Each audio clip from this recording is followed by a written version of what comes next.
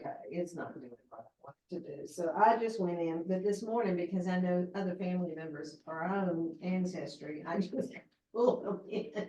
That's okay, as long as you're sure they're right. Well, yeah, I actually, if I wasn't sure about the date on somebody, and so I was gonna wait till I confirmed it with what I had. Miss Laura, Did you want to give?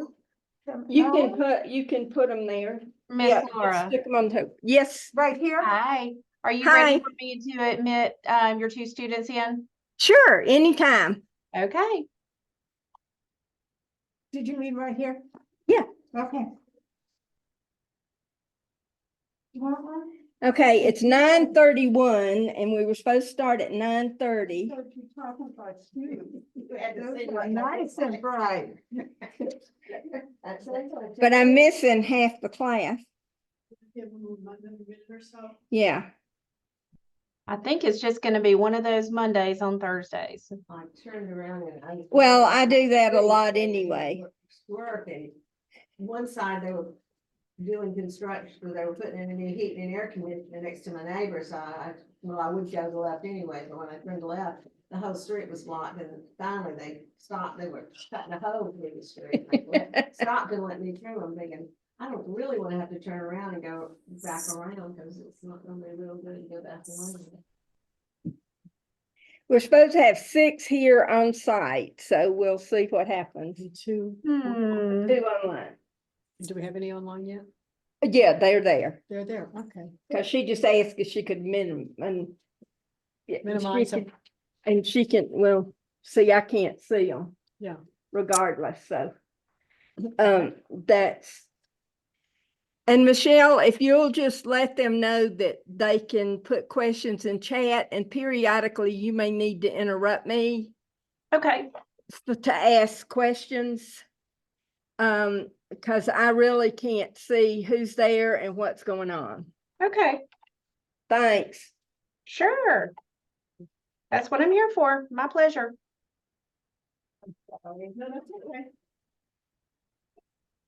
Jean, there's not a computer at that one. If you would sit at one of these two, one of those two, or one of those two, and you'll do better here because they're screenshots.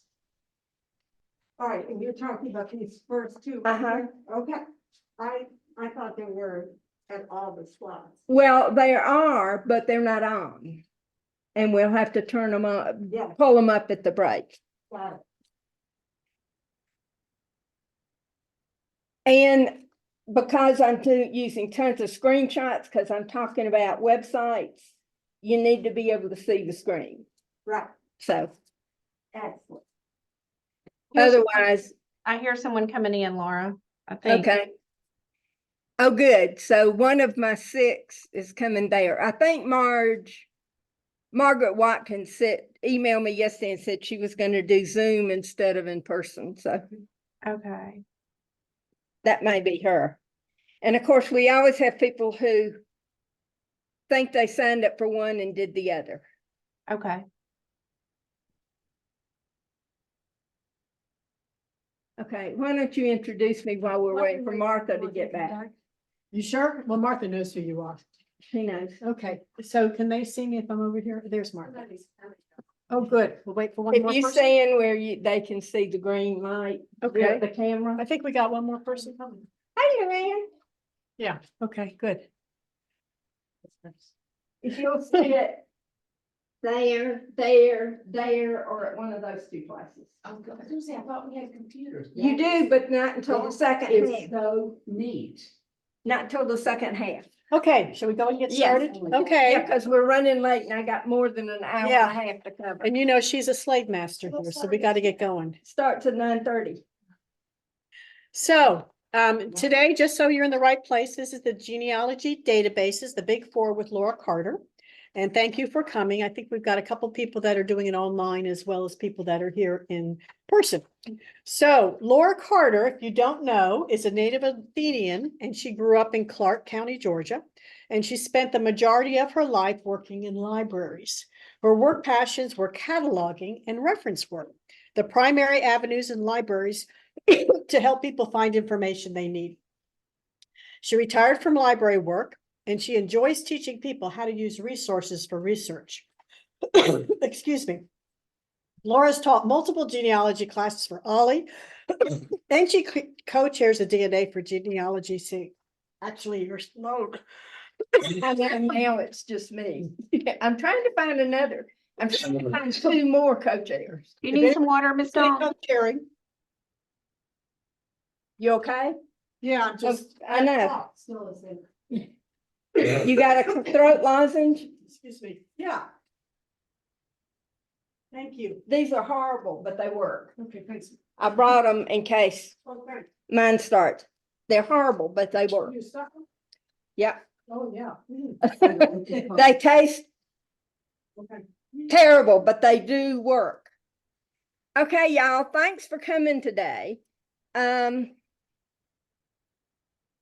talking about what are commonly called the four giants, the big four, the genealogy giants, because these are the four largest genealogy databases. They're not the largest databases in the world. They're not the only databases genealogists and family historians use, but these are the first four that most people learn about. And of course, Ancestry has major advertising campaigns, so everybody knows about them.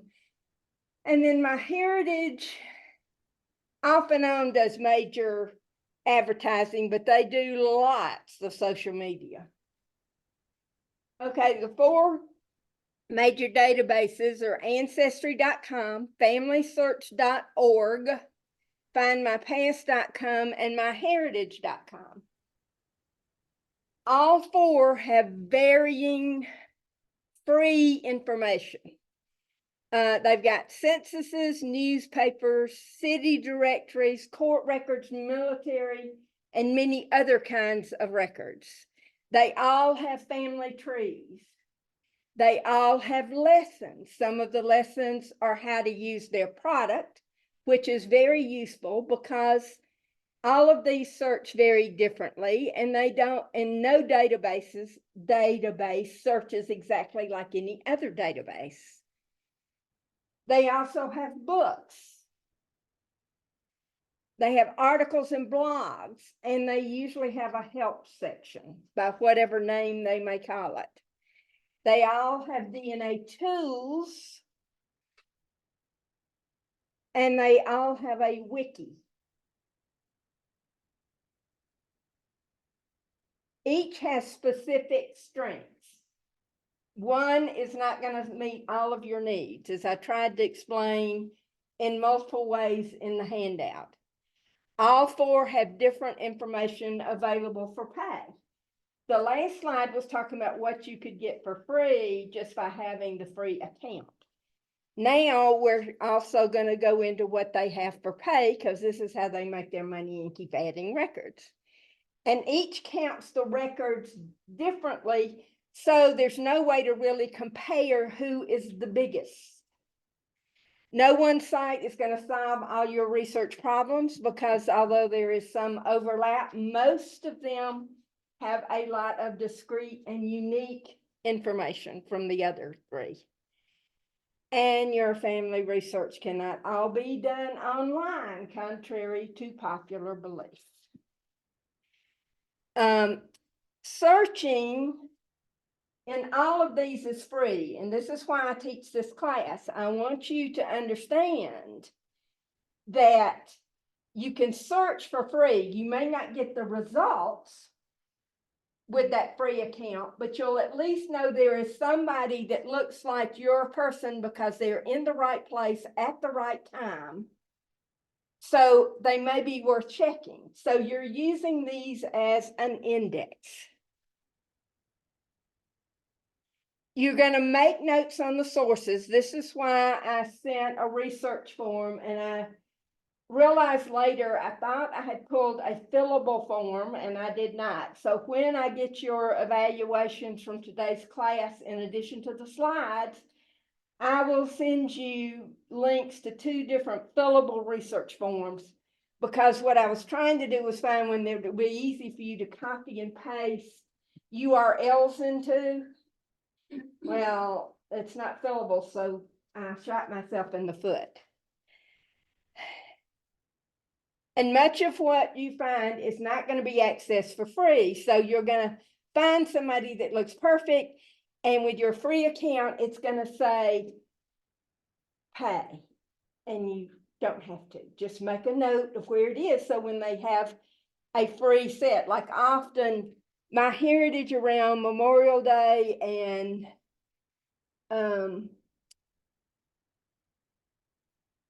Veterans Day in November, Memorial Day in May, they'll do all their military records for free. So they'll run sales, marriage records were free for Valentine's Day. So, if you got that list of your people and know what you're looking for or what kind of record it was, you can go back when they do these records for free and quickly pick them up. But you need to remember which database they were in and what collection they were in. General information about the internet. Now, this is basic overall information you have to keep in mind. The availability of online information changes. Things come and go at will. URLs change. You'll notice in a lot of databases, they'll have something called a permalink to that record. And that means that link will never change. So that's the one you want to copy and paste, because the other URLs for that same item, it may not be there next week.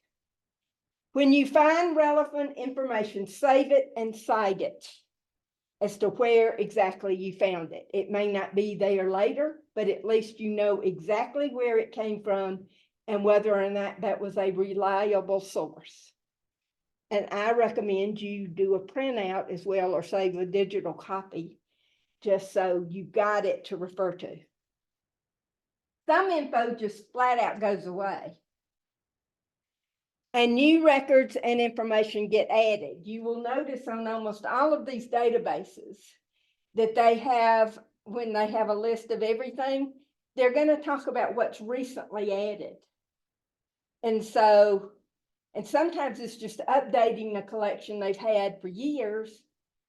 When one of my big hate-love relationships with Ancestry is they will say they have added a new collection of records when they have 25% of the records digital. So you're ensuring 75% error rate or failure rate on the part of users because they think they have it all.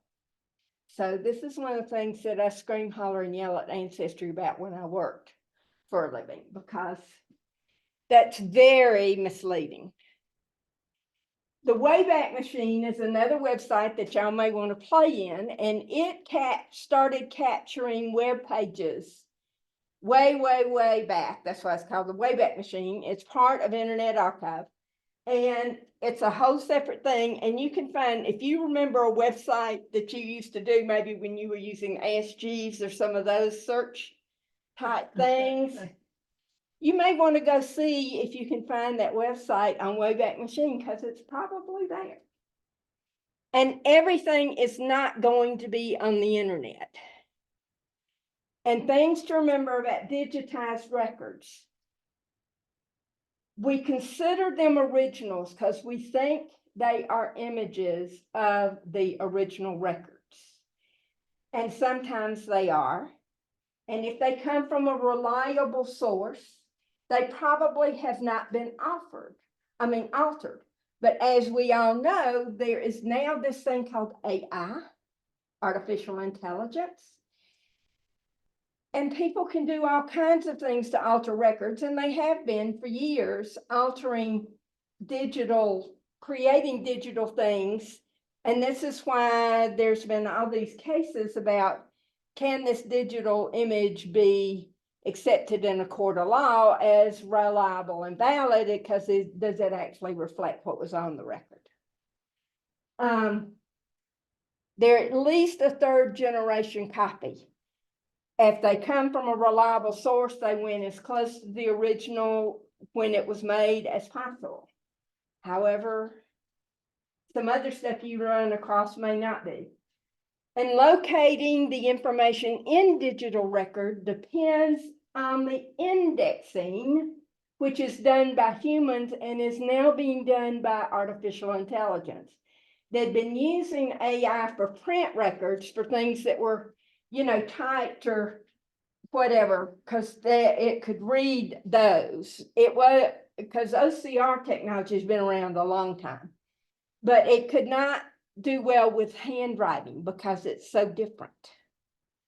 But they did use AI, Ancestry, and NARA, National Archives and Records Administration, did use AI when working on getting the 1950 census ready to go. Handwriting is difficult to read. I'm sure if y'all have looked at handwritten records, you're going, there are words in this, I have no clue what they are supposed to be. And the people indexing may be unfamiliar with the names and the records they're trying to index. And the transposition of information is common in indexing. Therefore, those are all the basic problems in indexing anything.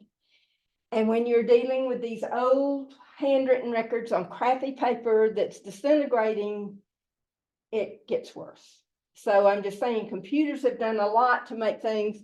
If you look at the microfilm that may be over at UGA Library or in the Heritage Room of some of these records, the digitized images are much clearer because the computer could clean up a lot of the stuff you couldn't see. But you have to keep in mind that if it's not indexed right, you ain't going to find it by just looking up the name or the stuff you think you need.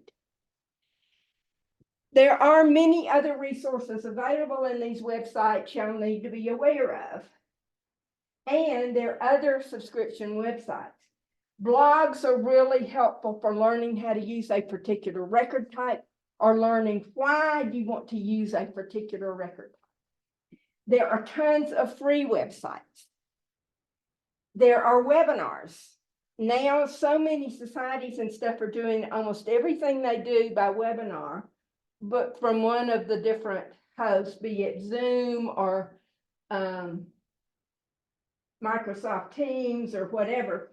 But there's a website, conferencekeeper.org, that has this huge calendar that you can search, but it lists all kinds of things going on. It lists just webinars, or you can also look for conferences and those kinds of things. Local society programs. We have a local genealogical society here, Clark Oconee Genealogical Society. The programs are not on Clark and Oconee County. They are more basic methodology. The program we've got coming up in March is called the 10 Million Names, Introducing 10 Million Names. It's an effort to recover the names of formerly enslaved people that we all stumble across doing research in records about our family, but we have no place to put what that context was. So those names are basically lost, but they belong to somebody who's probably looking for them. State society programs and conferences and institutes. GDPR. You know how now almost every website you go to, you have to do a gazillion. Sorry for interrupting. Is you mean I didn't do screen share. we didn't do screen share? Pardon my French. That's okay. I thought it was too easy. It was too easy.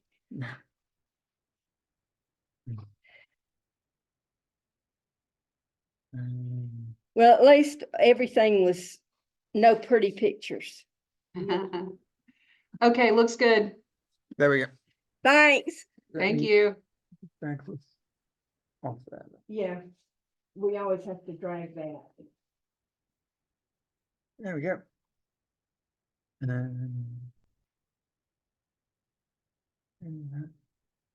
That can go too. Great, thanks. World is over here. Okay. There you go. Okay, now this doesn't want to work anymore. Now it is. GDPR, the General Data Protection Regulation, it came out of the European Union. In 2016, and this is why we now have all these cookies and things we have to do something about. It's a regulation in European Union law on data protection and privacy for all individuals. And because the internet is worldwide, it impacts all of us. Because if we're getting information from anybody in the EU, or any company we're using is sending information to anybody in the EU, we're under those regulations. It also addresses the export of personal data outside the European Union and the European Economic areas.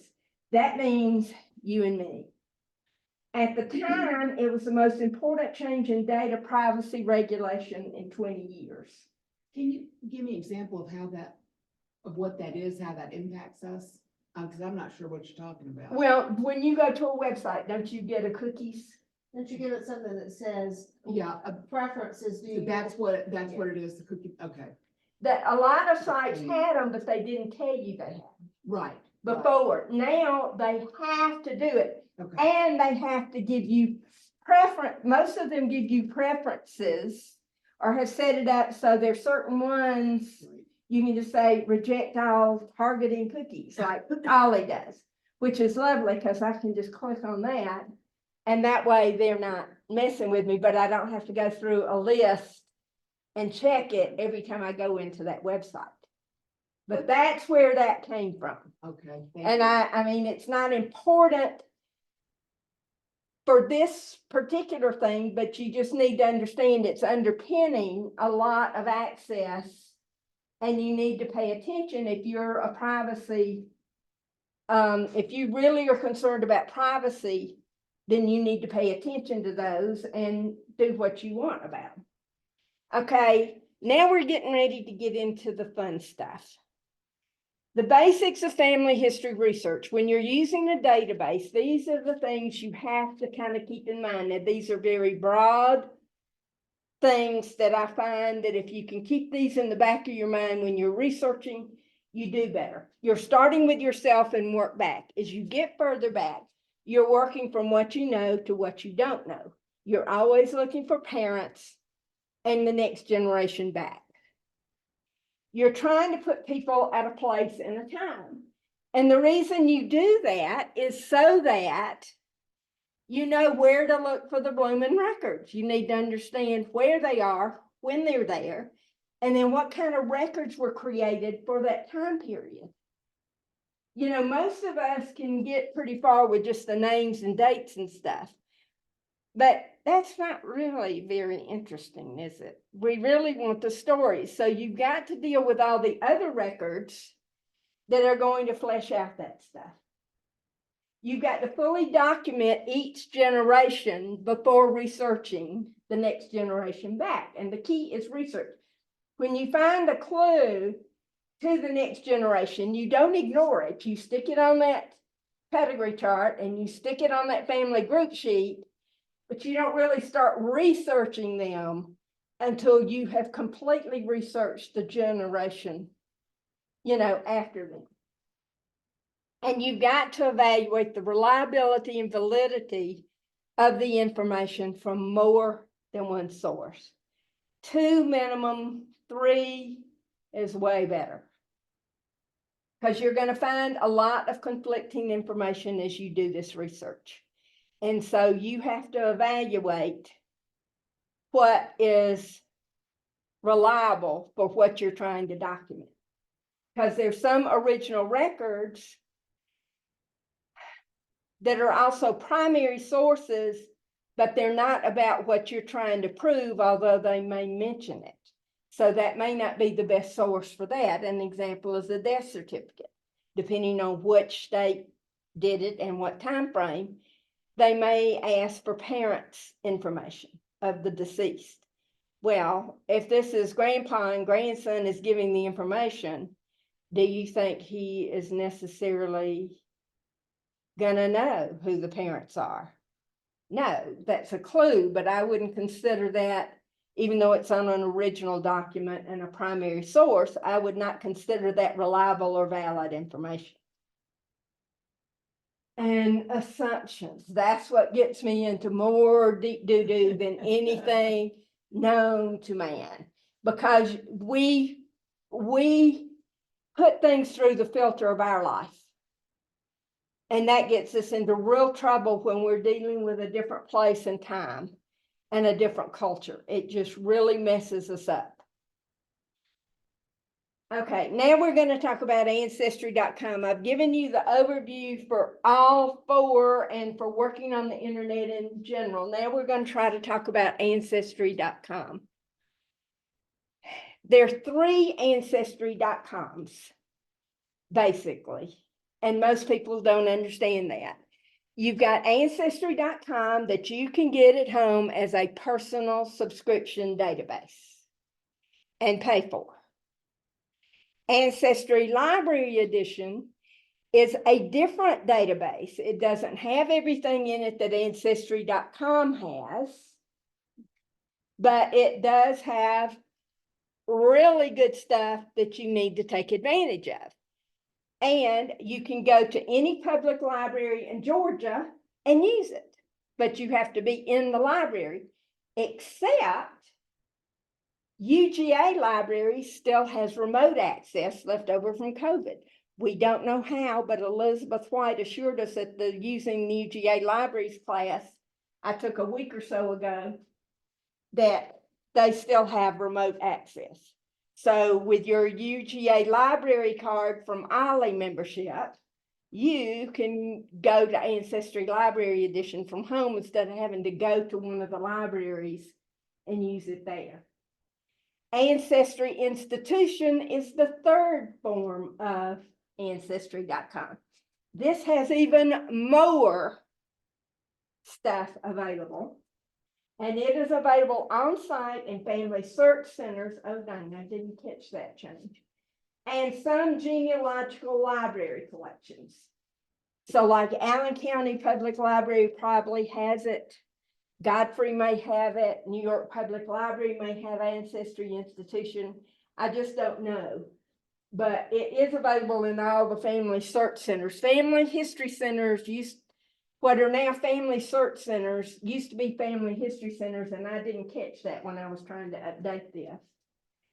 Registered guests, which is what I had you sign up to do, is be a registered guest, and these are the things you can do. Access free databases. And on your slides, these links should work so you can click on that. When I send you the PDF of the slides, those links should stay hot. Access articles in the support center, which I am going to show you. Create, edit, and delete family trees. We're not discussing family trees in any of these 4 because that's a whole nother session. View educational videos in Ancestry Academy, which I think you had some assignments in. Share trees with family and friends, because you can give access to specific people. And view family trees to which you are invited. You can also view any DNA results that have been shared with you. Respond to messages from other members. Host Ancestry message boards. Read tips from our experts on the Ancestry blog. And view your Ancestry DNA ethnicity estimate and matches if you have a DNA test on your account. Laura, So even though this is a free account, I'll be right there. Even if you have a free account, this is all stuff you can do for free without paying 1 red cent to Ancestry. Okay? Yes. Hey, I'm sorry to interrupt. We just had a question in the chat box. From Bob. It says, as Ollie members, can we access the Ancestry ALE version via the UGA library? If so, how? Yes, if you have applied for the UGA library card, and then if you go to the Ollie website and go to the member benefits section, it will tell you to contact staff, get the form, and if you've already got the Ancestry, you've already got the UGA library card for Ollie, then you should be able to do it. You'll have to do it the way you access any other of the databases. Thank you. Okay, Laura, the ancestry DNA, then you would have to pay for that. that you have to pay for if you got the DNA, but that gives you access. See, I don't have an ancestry account. I've never had an ancestry account. I'm too big a tightwad. And I can get a lot of this stuff from some of the other databases that I need so far. Of course, I haven't done any of my research in several years because I've been too busy doing other things like this. So my commitment this year is I'm working on my stuff before I totally lose my mind and don't have the mental capacity to do it. Another ancestry tool that anyone can access is RootsWeb. RootsWeb, and this is outside of the sign in. You don't have to sign in to do this even. I don't understand registered guest. When you followed the directions on your handout for getting an ancestry account, I didn't see directions. okay, on your handout, on page,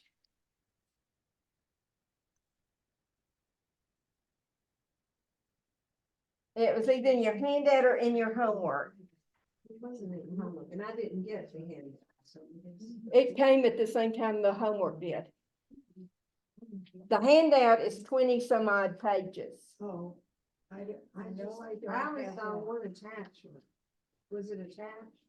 Yes, No, I remember there were two documents you sent us. One was your advanced homework and one Yes. was expect. advanced homework may be what it was Yeah, in. I think it was advanced homework. But I gave you specific That's- directions, that's the including ones- screenshots. That's not it. That's not Okay, it. this is what I printed. I That's didn't the know there newest was a one. That's, second. yeah, that's the Yes. newest one. There was one that said advanced homework when she sent it out early, and that's where it had But instructions. I was signed up late for the class, so it didn't come. Okay, they should have sent you everything.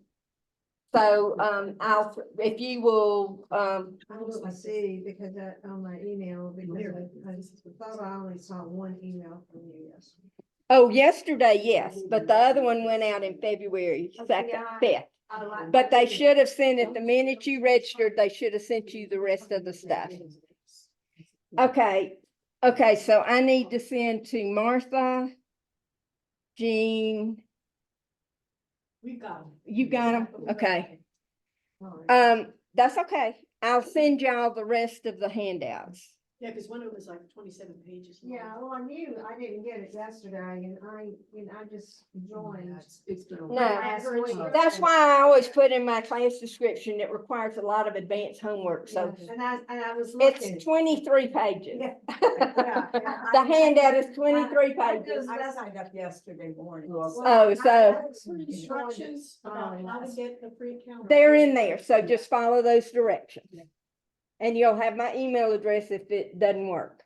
You get one, all four of them. Oh, Lord, who left their keys here? I bet Tim just laid those keys down when he just came. I'll let him know. I'll send it. Okay. I'm gonna put them right there. Okay, I've got to move. On this web, did they change? Yeah, it's been around for decades and Ancestry bought it. That's what I'm getting to. This, I've had used it in the past. And Yes. One of the last times it was like I could no longer access it on the URL that I had. Right. This is RootsWeb. And a lot of societies and organizations had their websites, including COGS, our local society. And when Ancestry bought it, we decided we needed to create another place for it because although Ancestry guaranteed it would remain free, and it has, we no longer had the same, we couldn't guarantee the rules were going to stay the same because it is, Ancestry is owned by an investment firm, to make money. So this was done by volunteers and stuff and was totally free. So, but it is a great tool. It is now owned by Ancestry, but you do not have to sign into an Ancestry account, free or otherwise, to do it. You can just go to that URL to get it. But you notice they've now posted that little pink notice that hosted websites will become read-only beginning in early 2024. Now, we made this change back, God, a long time ago, mid-2000s, mid-2000 teens, but anyway. But they will remain as static content, and that's what some of this is in RootsWeb. But it's a really good tool for everybody to be aware of, and it is still totally free. So I wanted to be sure y'all knew about this and will utilize it, because there's some stuff here you just don't find every place else. So this is why you've got it in your handout, and I've tried to make it where I'll talk about it. So on the image on the left is the full page, an image of the full page of the home page. The image on the right is the top part, so you could actually read it. I learned a long time ago that sometimes if you don't show people the whole page, they think what they see on the screen is all there is. So now I try to show you the full page, even though you can't read it, just to help implant the idea in your brain that there's more than what I'm showing you.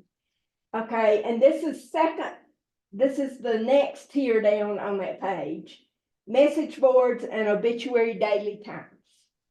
And notice the search now down there at the bottom.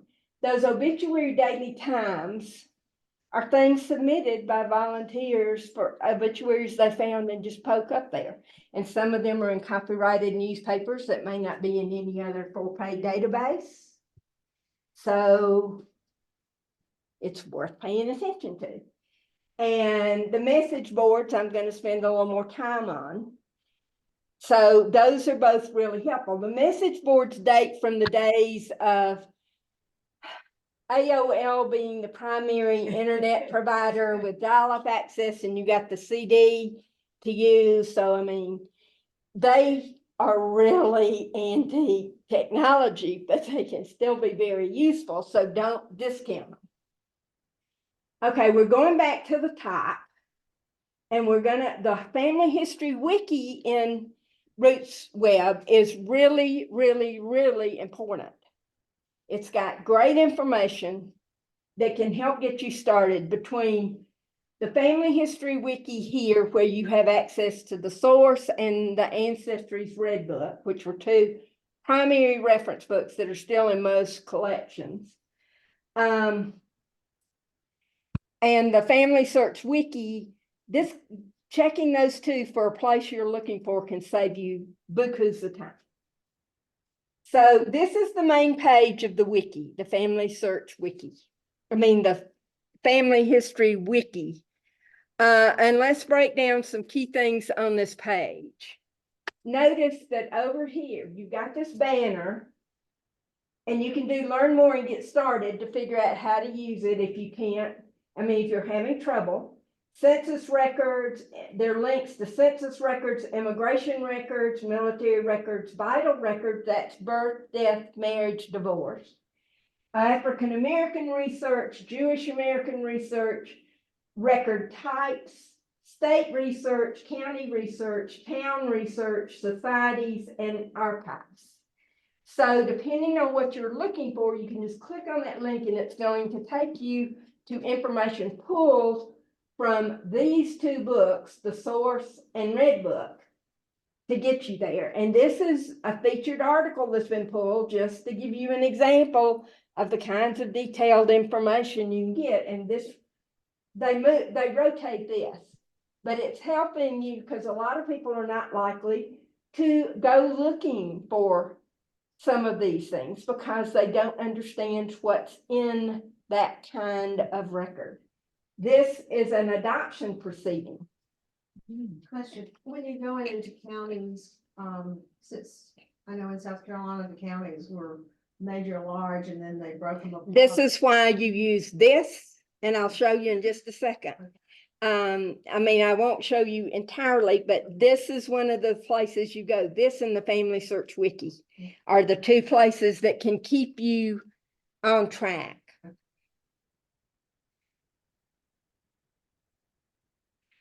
Okay, so we're going to do Jewish American research, because a lot of people think that it's hard to find Jewish American information or African American or Native American or whatever, and that's not necessarily the case. Okay, so here, after I clicked on that Jewish American research, this is the article that comes up. There's always an overview article. And this tells you, this is from the source. It was written by Gary Makatoff, who was a premier Jewish genealogist. And it's giving you this content, and this we'll go into, but it gives you the Jews of the diaspora. And see, these are the contents. What's going on here? All right, this is a blow up of those two sections, because these are what you're mainly going to want after you read the overview of whatever you clicked on.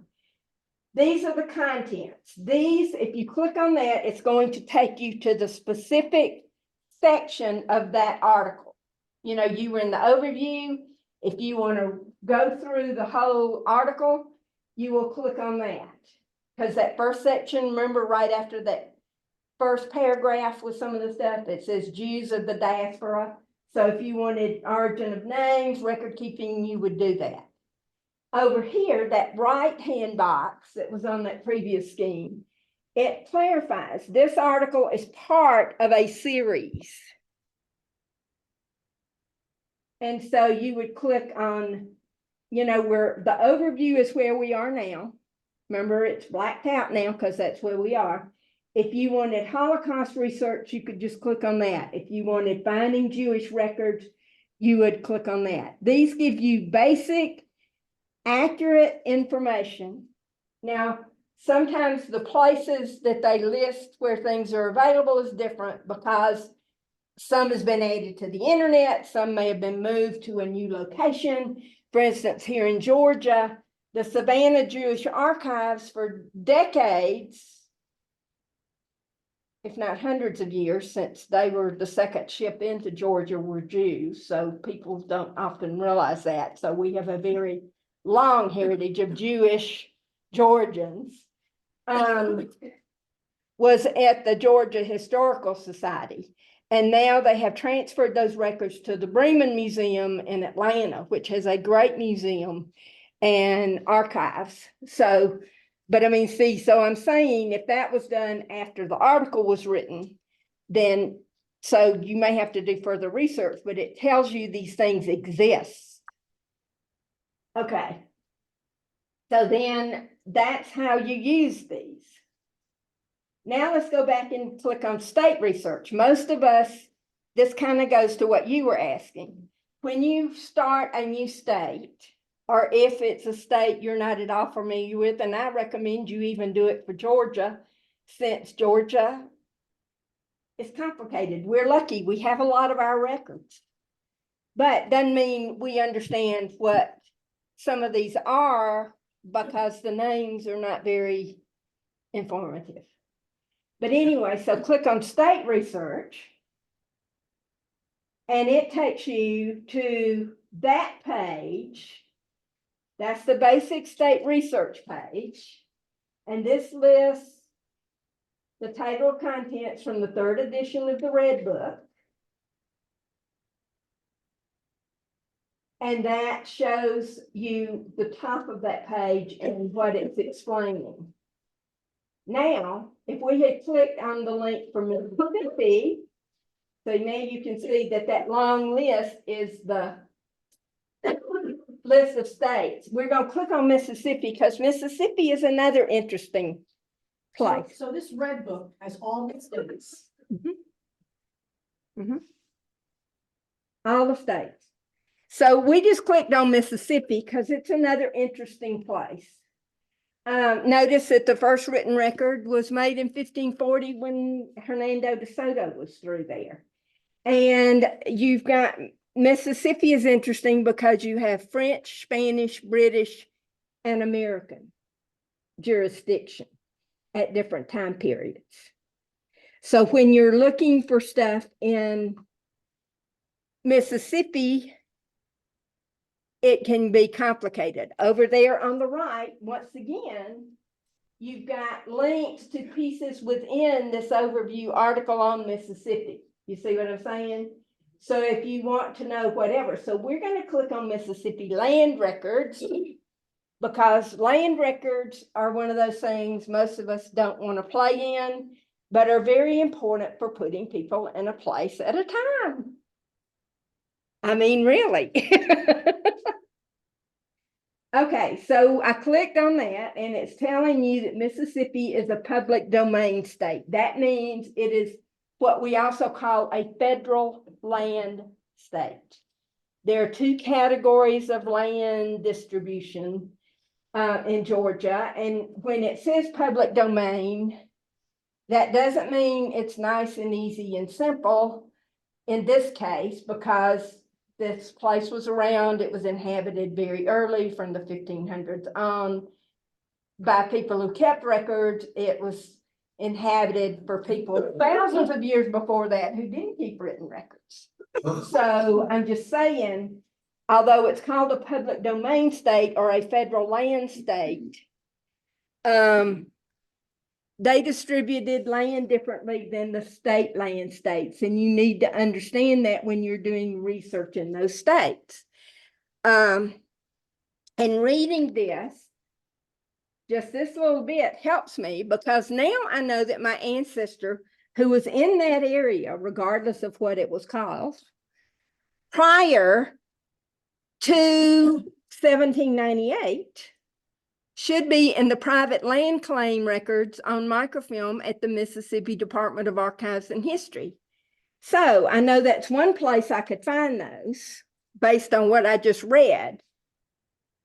And I now know that I need to check Family Search, Ancestry, and the Mississippi Department of Archives and History to see if I had by chance, because they were microfilmed, those were the first things digitized. Are they in those databases now? So I really don't have to go to Mississippi to look for those records. Do you see what I'm saying? So you look at the information and based on what you know about your ancestor, you start developing that research strategy. Okay. And let me explain the public domain or federal land state versus state land state. There are 20 state land states. The 13 original colonies, because they existed prior to the federal government. The states that were formed out of the 13 original colonies, and Hawaii and Texas. So in addition to the 13 original colonies, you've got Vermont, Maine, Kentucky, Tennessee, and West Virginia, because West Virginia wasn't created till the 1860s. But those all had meets and bounds. Now, Georgia gets complicated because after the land lotteries, we did nice rectangular lots after the Yazoo land fraud. Ohio is complicated because, and Kentucky is somewhat complicated, but Ohio is a mix of federal land and other because after the Revolution, a lot of soldiers got land in Ohio in these grants.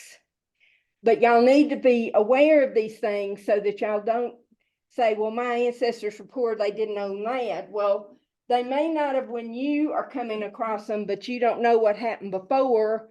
And there's probably a reason they moved was to get land, you know, from one place to another. Okay, this is the personal subscription pay site. So once you've established that lovely guest, you just click, guest membership, you just click on sign in. And you've got, if you click on sign in, if you it really tries to make you sign up for a free trial, and they really hide how to do this. This is why I have to give you detailed instructions. Everybody else is really easy to sign up for a free account, not Ancestry. And they move it almost every time I do this talk. Yes. I thought I had signed up for a trial, okay, and then I was trying to cancel it. And I couldn't figure it out, so I went to the chat and finally, found someone to talk to, and she Good. said, no, you're on a regular guest, you're not a trial. Good. So thank you. She said, Yeah. would you like to join? They really make it hard. I cannot tell you, every time I do this talk, I have to change the directions for signing up. Because they hide it so well. They really want you to register for the free trial, and they really want you to join. The only place worse for trying to sell you something or get you to do something is Family Tree magazine, which I love, but the online version could drive me to drink way too much, not just my normal amount. Okay, this is the home page once I've signed in. See, it's still got that bright green button, start free trial. So this shows what my homepage looked like. Go back just for a second, you had something circled. Is that where you sign up for the?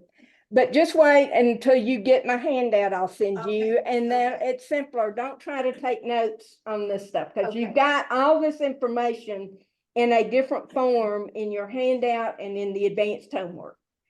I try to use proper teaching methodology, Jean. The handy tool for any website, if you can find it, is the sitemap, excuse me. It can help you understand the organization of a website and what's really in it. I find most websites are not intuitive. I can't always tell where things are because the way they organize things, like under their tabs, when I look at those drop downs, I go, why is that there and not over here under this tab? Because for my brain, it doesn't work, because everybody's brain organizes information differently. So the sitemap helps me, and that's why I'm spending time talking about this. So you would scroll to the bottom of the screen after you're signed in, and the screens are now personalized after I've signed in, so it's not going to look exactly like this. So you go all the way to the bottom, and you see down there in tiny print is the sitemap. And this is a picture, a screenshot of that sitemap. And the first column is tools. These are family history resources, and you may want to explore those, because they can be pretty interesting. And the curved brackets are the DNA test resources. So if you've tested with DNA from Ancestry, that's one of the places you want to go. And then these are the sites now owned by Ancestry. So you've got Ancestry apps, findagrave.com, Find a Grave app, Fo3, Genealogy.com, newspapers.com, progenealogist.com, archives.com, and weremember.com. All of those are companies that are now owned by Ancestry. Fo3, everybody with a Athens Regional Library card. So that means Clark, Franklin, Oconee, Oglethorpe, and Madison counties, you have access from your home to Fo3, because we pay to have that added to our Galileo arsenal. So Athens Regional Library System pays to make that available. That is great for some of the more recent Native American rolls. It's got all the Dawes records if you're looking for Native American or people who lived where there were Native Americans, because a lot of white folks tried to get on that roll fraudulently. And it's got military stuff. After Ancestry bought it, they became pretty much military, and that's why they changed their name from footnote.com to Fold 3. You know, for the trifold flag. And Ancestry Academy is a learning tool, huh? Now it makes sense. Yeah. I never thought of it that way. Yeah, that's what it, well, it's very confusing, so that's why I tried to explain it, because I couldn't figure out. And then when I got a note from the guys who started the company, because we subscribed when it was footnote.com and brand spanking new at the Heritage Room, because I had discovered it at a conference, and these guys are, and they still run it. It's just owned by Ancestry. And so I emailed them after it changed the name. I said, please explain this. I don't get it, you know. So anyway, so Ancestry Academy is one thing that I've tried to call your attention to, because it has some 5-minute educational things that can help you just quickly pick up one thing or understand one thing. From the bottom of any page on the website, choose Support Center. Their Support Center is really pretty good now. Most of these sites have really improved their help and their support. And they call it different things, but find out where it is. Make use of it, because it will save you time in the long run. Or maybe I'm just obtuse, and without it, I do things backwards.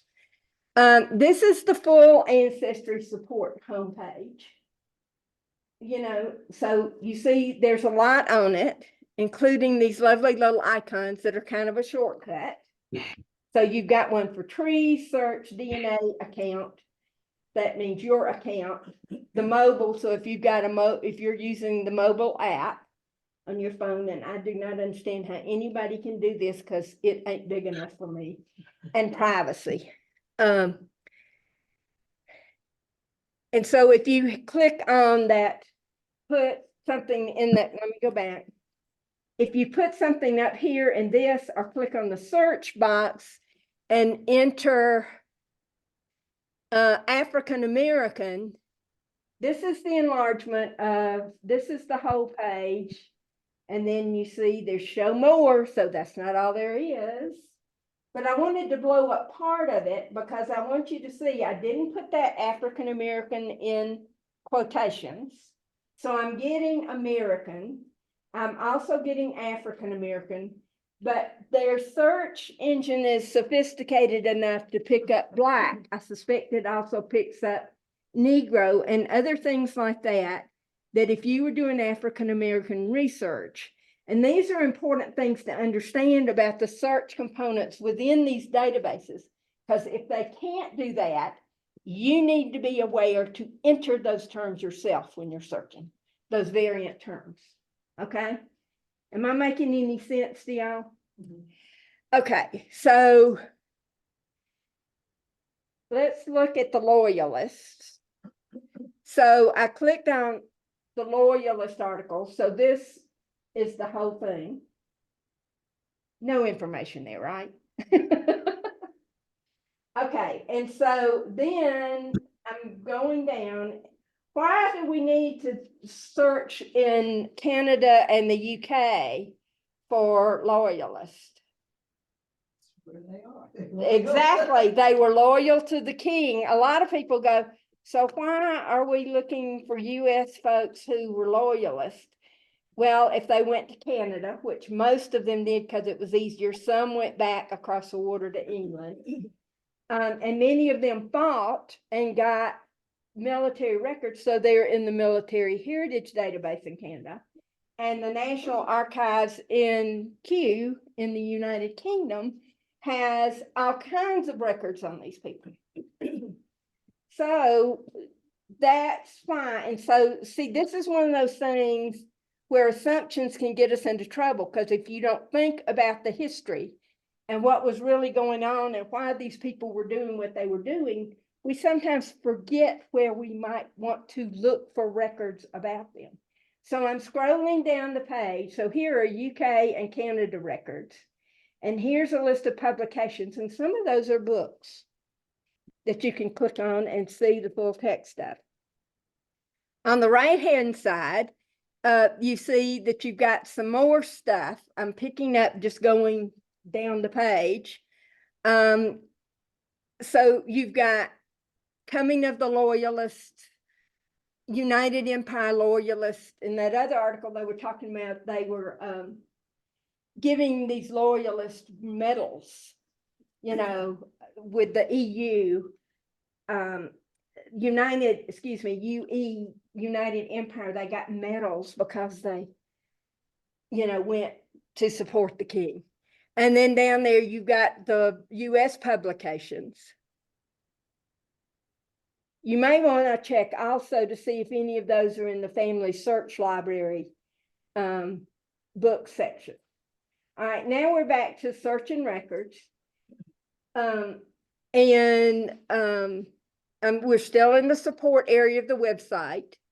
And if we just click on search, this is the screen that appears.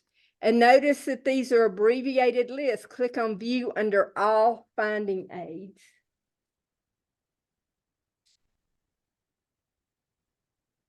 And it pulls up finding records and shows more. And we'll keep clicking. So I just want to call your attention to those little blue buttons that frankly are hard to read because they have white text on blue background. And for my old eyes, that's just not easy. But if you get used to looking at those blue buttons and clicking on them. But this is the bottom of the finding records list after choosing load more. And like I just did, you may have to click load more multiple times to see everything that's there. The other thing to keep in mind is that these, as you notice, are not in alphabetical order. So it is not easy to just go and look for what you want, right? So in Windows, this seemed to work on most of the pages I tested it on, the Control F. So if I were looking for adoption, it would take me to that if I was on that web page. You know, Control F in Windows puts the little box up there and you can put in a term and it will go through that web page. There's something else you use in Macs, in Apple, and I can't remember what it is right now. Somebody who uses Apple can probably tell me. But that saves you time in these unalphabetized pages when it works. It doesn't always work, but I'm just saying, try it if you're having trouble finding what you're looking for on these massive long lists. I'm impatient, I'm lazy. I want to get there as fast as I can if possible. Laura, Yes. I have another question in the chat box. You may want to keep it to the end of the class, but I'll go ahead and Bob wants to know, can you talk a little bit about the benefits and downside of doing the ancestry DNA? I'm considering and would appreciate your thoughts. Okay, that needs to come at the end of class and I probably need to do it in an email. Okay. Because this isn't a DNA class. That's a whole nother, it's kind of like the family trees. That's a whole nother world. Control F will will search the things that are not on the screen. You give you No. a box to type in what you're looking for. Is what I Yeah, understand. yeah. It's only gonna find what's on the screen. Right. But if you're looking for adoption and that whole list, they're not in alphabetical order. Okay, So so is this the length of the list? No, that's just part of it. I scroll down, see right above it, you see you've got something from above. I just was trying to scroll down to show you the kinds of things that are in that list. When you're in those support pages, I want y'all to understand these are really, really, really useful to you. But if you're looking for a particular kind of record, instead of wading through the whole list, because see, we started out here. See, and then you click load more. And you see what I'm saying? Right, but when on that previous slide where you had the list. Mhm. It does. It only searches lot the of it- title. Does a lot of it come up at the same time? Yeah, what I just showed you comes up. That much? Because that much I can look at quicker than I can do. No, it depends on how you set it. A lot of these you can set for how many results you want on a page.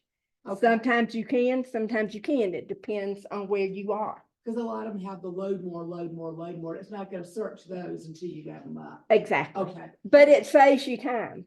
yeah. Okay, this is the full page for, excuse me. Okay, so obviously, this is the top of, and I obviously didn't put my animation back in correctly.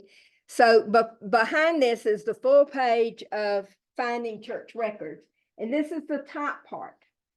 So church records are really valuable. And don't think because you don't know the denomination of somebody, it's not, because you have to remember in many places in Europe, the churches were responsible for recording the vital records when the government didn't, because they were quote unquote state churches. Whatever denomination was the state church had that responsibility. And church is probably not a correct term, but like in some places, Jewish vital records were recorded, I think in Poland for a certain period of time, in the Catholic records. So you see these assumptions that we have. You know, we think of the government keeping records. In some places, it's the church that's keeping records. And just because the predominant religion was Catholic, doesn't mean that everybody they recorded was Catholic. So this is why things like the wikis can help you when they explain these things about a particular place, because you could spend eons looking for something in the wrong place. See, we think of British common law and how we operate, and most of the world is under a whole different legal system. And their records are called entirely different things. So when we go across the water, if we're not going to the United Kingdom, we better figure out the way the rest of the world worked. Some of the countries weren't even what they are now. Oh, no, that's a whole different So the issue. church Yes, records were invaluable. yes, yes. What Jean said is that many countries' boundaries changed so that where you're looking for things and the fact that they were kept locally at the church level makes it much easier to find people. Now we're back to the support, and I want to see what else I can get for free. We've already talked about what you can get in your free registered ancestry account. It's a free, a free registered guest, which is what all of us are, hopefully. So you've got that. You've got creating a free ancestry account, which gets you to those ancestry free trials. No. You don't want to do that until you're ready to go through that list you're creating using all these things as an index. Free research guides and free charts and forms. Okay. Sorry. We're going to do the free research guides. These can help you find information you need. Okay, once again, here is the whole page. And they're categorized. So let's go to, I blew up the top part. So under getting started, you can see the kinds of things: creating timelines, ancestry genealogy toolkit that has some really good stuff in it.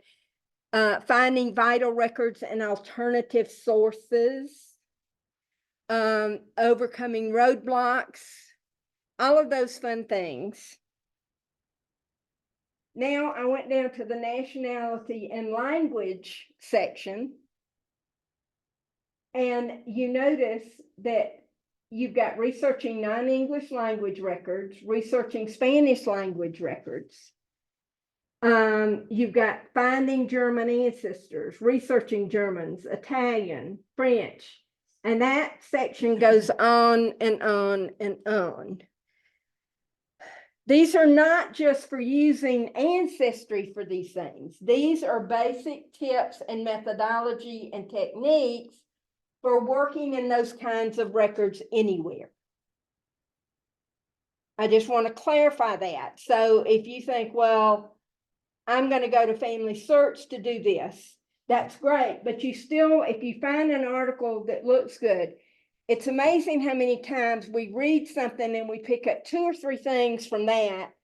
And then later, after we've done that kind of work before, all of a sudden other things that that totally went over my head, I will pick up.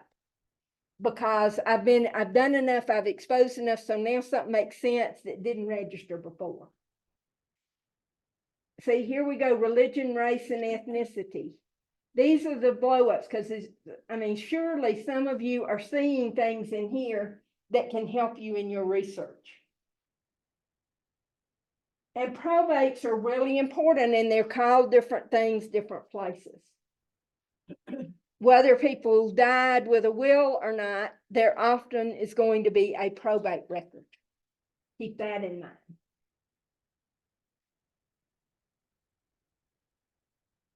Okay, when you choose search from the home page, different results than from the support center. And I recommend that you entering free and search from the Ancestry homepage gives totally different results. So we're going to go and choose card catalog. This to me is the best way to search Ancestry. Their global or universal search typically misses a lot of stuff. It's gotten a lot better, but it used to drive most of us to drink seriously because there was stuff you knew you had found in there before. And you go back and you're trying to show, like I'd be helping somebody at the library and I go, I know those exist because I have had them up before. They would not have removed these. They have just moved them.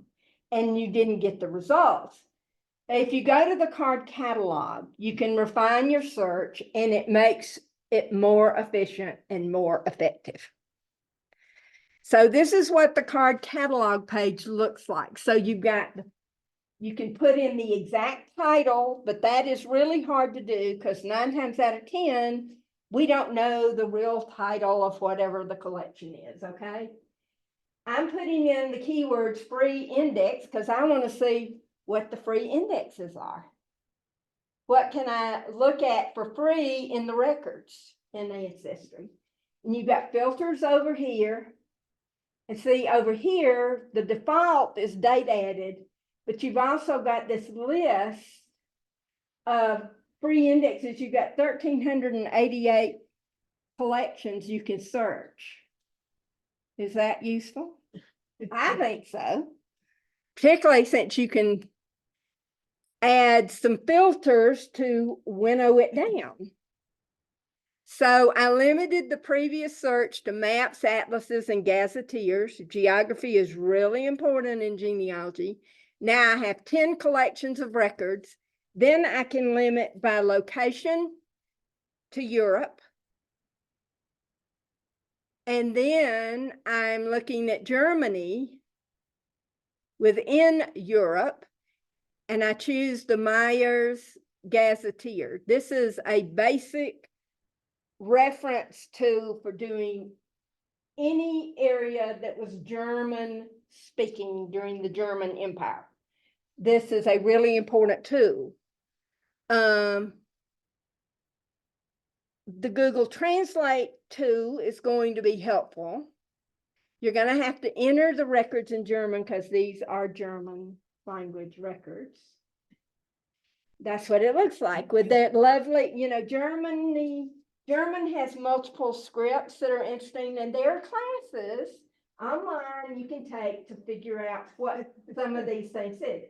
I don't know about y'all, but I look at that and I'm going, I don't even know what that says. You know?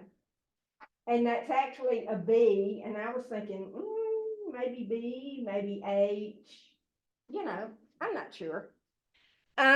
So I'm just saying, each entry is like a dictionary. It's giving you the first and last entries on the page, so you can quickly scroll through. And Google Translate does not work on images, remember, so it would not work on this because this is an image. If it was a fully digitized version, then yes, it would work.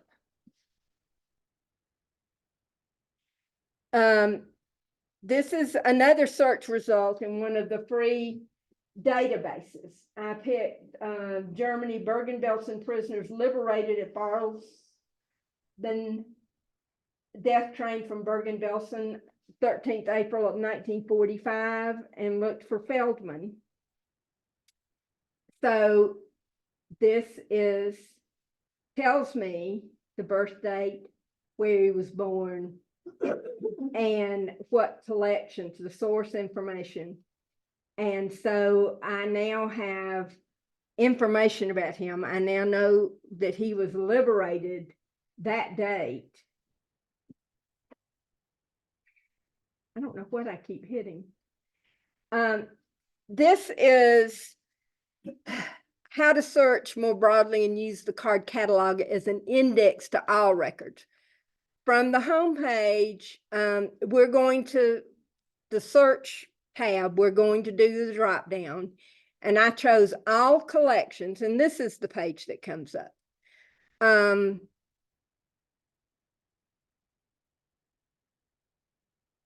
Here is the blow up of that section right below the very top where it gives you the notes. And the default location is the US. If we were in Canada or Australia or Ireland or one of the other places, the default would be there. You know, this is not a totally US centric database because things are international. So wherever you're searching from, you would have your version, and that's how you would do it. Changing the location from the US is easy. You can pan the map, enlarge it, or make it smaller. You can also click on another continent. And I wanted to see, what have we got on Samoa? Is there anything? Because see, these databases are international in scope, particularly Ancestry, Family Search, and MyHeritage. Find My Past is still more US and UK centric, but it does have other stuff. So I just wanted to see, this is, you know, Samoa was a territory, part of it still is, of the US. So I wanted to see, do we have anything about people who were there? And guess what? We do. And the free resources are clearly marked.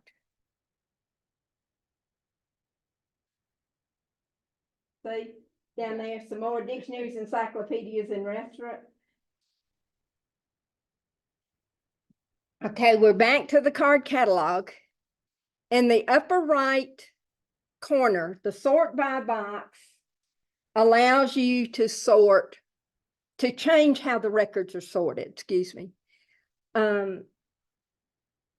I really think you need to be aware of this, because when you find a collection where you think your ancestor ought to be, and they're not there because it's the right time period, it's the right place. Remember what I said about how they'll announce a new collection, and it may not be the whole thing. If you search a collection and don't find an ancestor and you think they ought to be there, then make a note of when you search that collection and then go back and see, because you can also search by date updated. So you can see, was it updated since the last time I looked?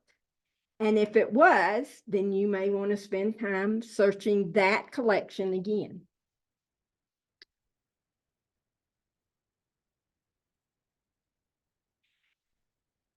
Still in the catalog, I want to find draft registration cards for my father and his brother. I entered draft registration in keywords, see over here. I didn't have to know what it really was called. I didn't have to know much. I mean, this is why keyword is so powerful in all of these databases. It is usually your best bet.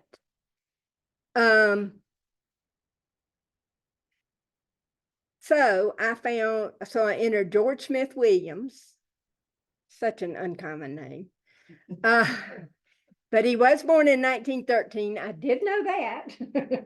So I could limit it a little bit that way. So I found him, and it says that he registered in 1941. And the Homerville, Clinch County does make sense, because at that point in time, he was teaching. Well, actually, that didn't make sense, because supposedly he started teaching back up here in Athens High in 1940 at some point, or 41, because he's in the high school annual as a tennis coach. In addition to teaching science, chemistry, physics, all those things. So, but he was living down in way South Georgia at that point in time. So I thought, okay, well, that's a little bit off, but maybe I'm wrong on some of this other stuff. Well, here is his card, his signature, his handwriting. You see why my writing is so bad with that signature. And his brother. Their father, his mother died when he was a child, so his father remarried and moved back to South Georgia. But I want you to notice that the date he actually registered was 1940. So this is why you never believe the transcriptions. You always look at the original.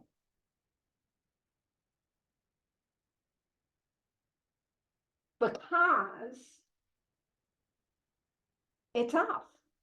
I mean, and that's a simple, easy error that doesn't amount to much, but this is why it is really important to look at the whole thing. And see, then I went to all military results for George Smith Williams. And it's just loads of fun.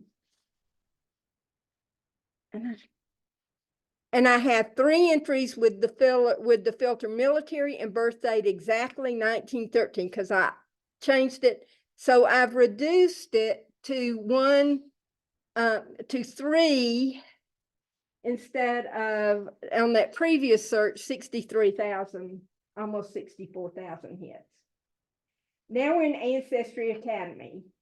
It's divided into categories. So 5-minute finds can be a lot of fun when you just got a minute or two to do something. Researching military ancestors, newspapers, getting the most out of ancestry, researching the state, researching outside the US, methodology and skills, and much more. So spend some time going through, because it's got the big pretty pictures, and you have to click on the right, the arrows on the right to go through more in that category. So just be aware of how to use it. The 5-minute finds can be very useful. See, I'm just scrolling down. Did you know? And census records. And then I chose this from researching outside the US. And so I picked the Italian one, Tesoro, finding your Italian roots. And then see, it's divided the big thing into small segments. And it tells you how long they are. So if you've only got 30 minutes, there's a lot of this you can do. Okay, now we're back to the menu under help. Remember, I told you their help is good, and there's more to help than just the support center. You've got the support center, you've got the Ancestry Academy, you've got the community, which is what we're getting ready to talk about. And site status, I don't quite get the point of, but that's just me. And then hire an expert. Hire an expert is taking you to the link for Ancestry Pro Genealogists, which are professional genealogists that are under contract to Ancestry. That company is now owned by Ancestry. And they're very good, don't misunderstand me, but there are many companies that do this. So these are not the only people out there. I just want to make that plain. But I want you to notice they've also got heritage travel. So if you're interested in planning a travel trip to your homeland, that's something you may want to do. But there are a gazillion companies that also do this that you'll find advertising in NGS magazine. A lot of these things, if you don't want to subscribe to them, go to the Heritage Room and see, just flip through issues to some of these periodicals to see. They advertise in Family Tree magazine, the NGS magazine. There's a quarterly that's more scholarly that does case studies. Sometimes they'll do those there, but not as much. And anything that Krista Cowan does, COWAN for Ancestry, she's the barefoot genealogist. She usually presents barefoot at conferences and stuff, but she's very dynamic and she does a lot of their stuff. So be aware when you get a chance to hear Krista, CRISTA, Cowan, COWAN. She's very dynamic and she really knows Ancestry stuff. Here we are on the community page, and this is something that I tend to ignore because this is why I teach classes, because it makes me learn stuff I didn't know, or you figure out how to use stuff I don't do. If I didn't teach, I would be really lazy and useless.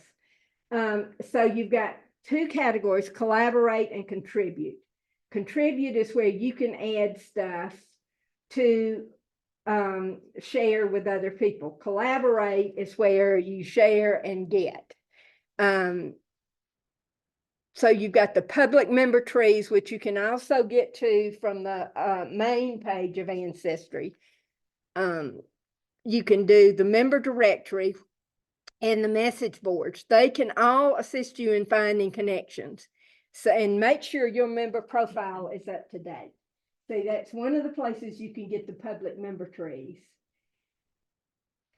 And see, I just put in a search for public member trees for McElreath, because that's one of my problematic names because I've got 16 variant spellings. Content and message boards is searchable and free. And so this is something you may want to do. As I said, this is really old technology. Message boards were the earliest way when we were still gophering on the internet and telnetting. Message boards were a way for people to share information.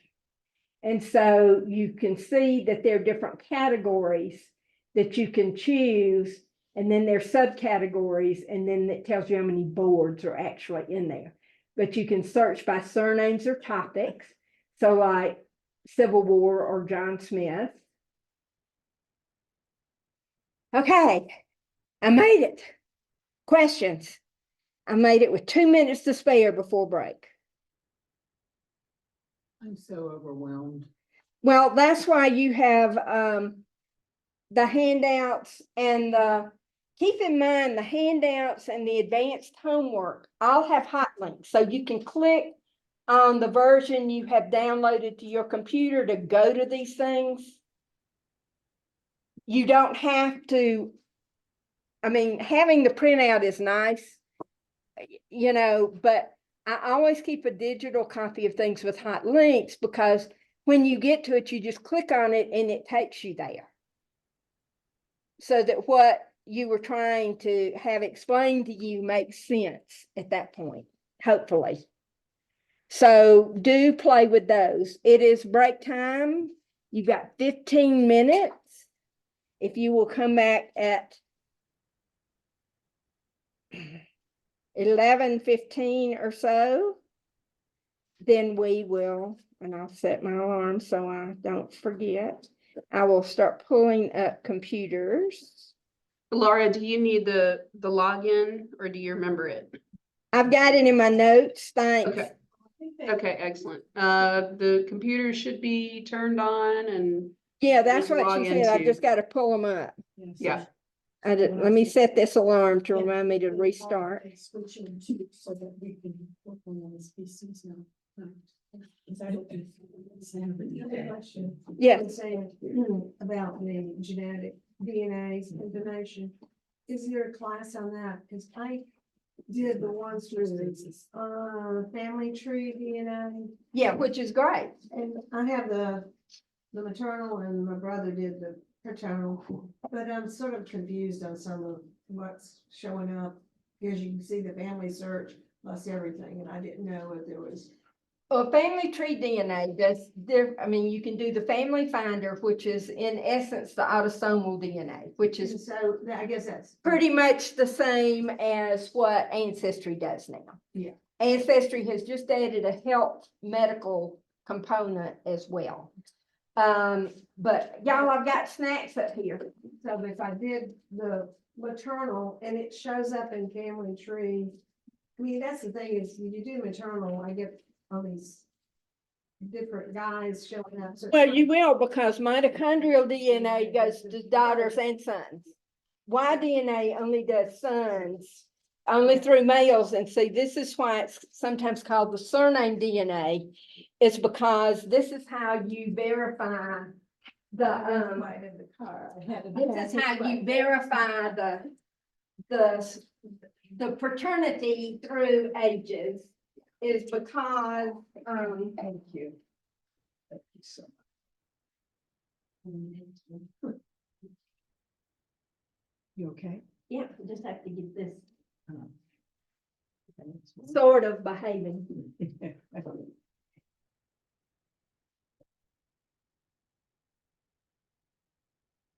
Monitors are still Apple, that's what I saw. Well, they should have changed. And I'll give you the login in just a minute. Yeah, you use the any monitor, it just made me think computers were Well, Apple too. oh, no, these are dual, but we try to get them to, PC, because I have found like, in most of my classes, even the big classes, I have one person that does math, and everybody else is struggling because the Apple, and I don't use Apple, so I am not real helpful either. I just can't, I can't be accurate on something I know nothing about. Okay. And this one is the one that still doesn't have a keyboard. All right, I'm gonna move the ortho back.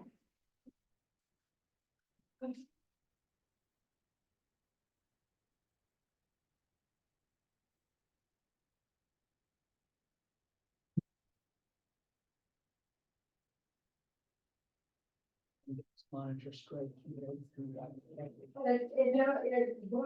It doesn't straighten entirely. These are great systems, except it is really hard to get up on it. And I'm gonna have to move you back here. That one doesn't have a keyboard. You have to pull it up, be careful. Pull it. It's straight. Oh, okay, well, I'm trying to get it up higher, That would be nice. but see, That's a problem, maybe, yes. we need to do. It won't go up any higher. Sometimes I can get them up so high, and then I can get them up higher if I come back. It's like it gets unstill. Like my bones. Thanks for that, clean it. By all means. Okay, so next Wednesday at 10, we'll do a Zoom thing. Okay. The passwords. The username, y'all, is.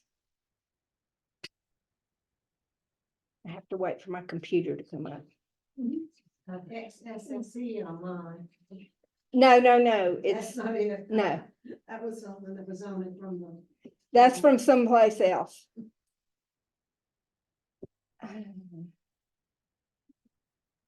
Gotta get to Ollie. That's good. Okay. Thank you. I looked down at it. Okay, the username is Ollie2, OLLI2, OLLI2. yes. The letter two, the number two. It doesn't matter if it's in caps or anything. Not on that one is all lowercase. Okay. The password, however, is Osher with a capital O dot 2009. I probably ought to add that to my questions slide for the future.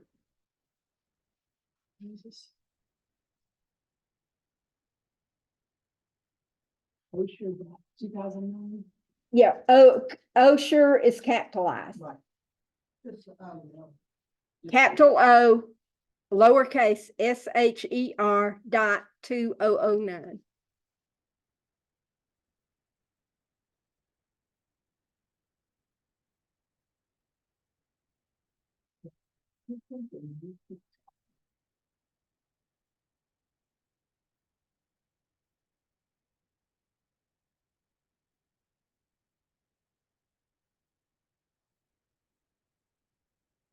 I see a backspace button. Let's see.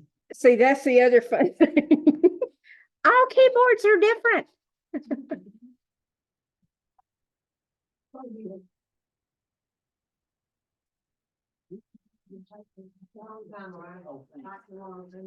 Yeah, they're not the fastest computers on earth. Okay, let's see if I can figure out how to.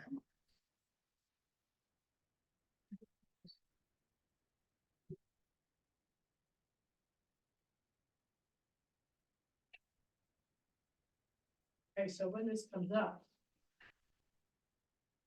I did, but it's just the picture comes over it is. It takes a minute. It takes a minute. Okay, try again. Go back and you can figure out how to do it next. If you highlight it, then you can. Oh, okay.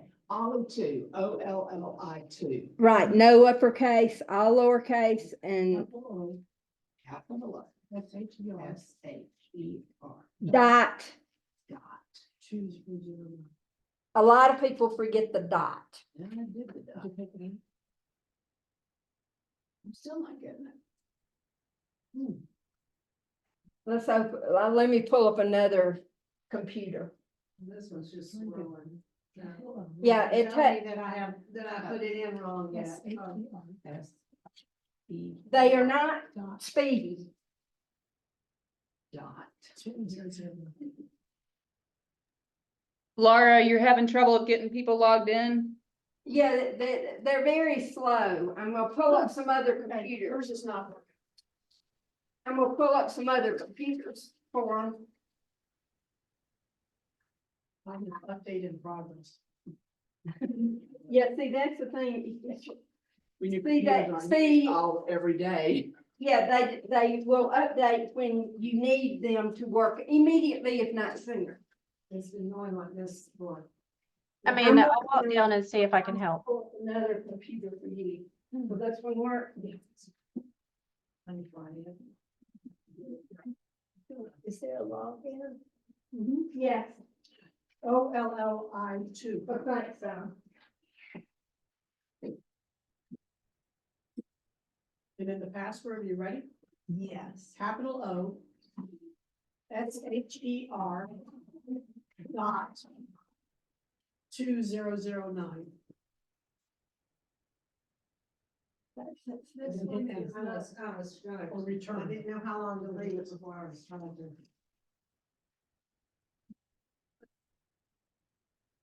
well, it's just basically. I'm still updating in progress. Really was great.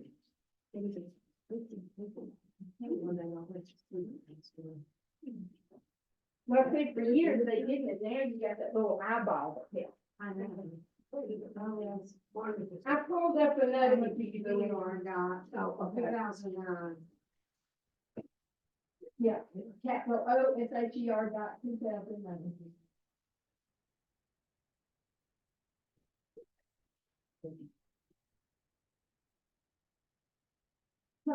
You don't wanna put, well, we're not gonna do anything on the screen. Okay. It's looking better, it's just. That's not Jen, I just turned it on. I tried it and it didn't go through. I figured we might as well turn off the ones that are on. Yeah. Then I put that away.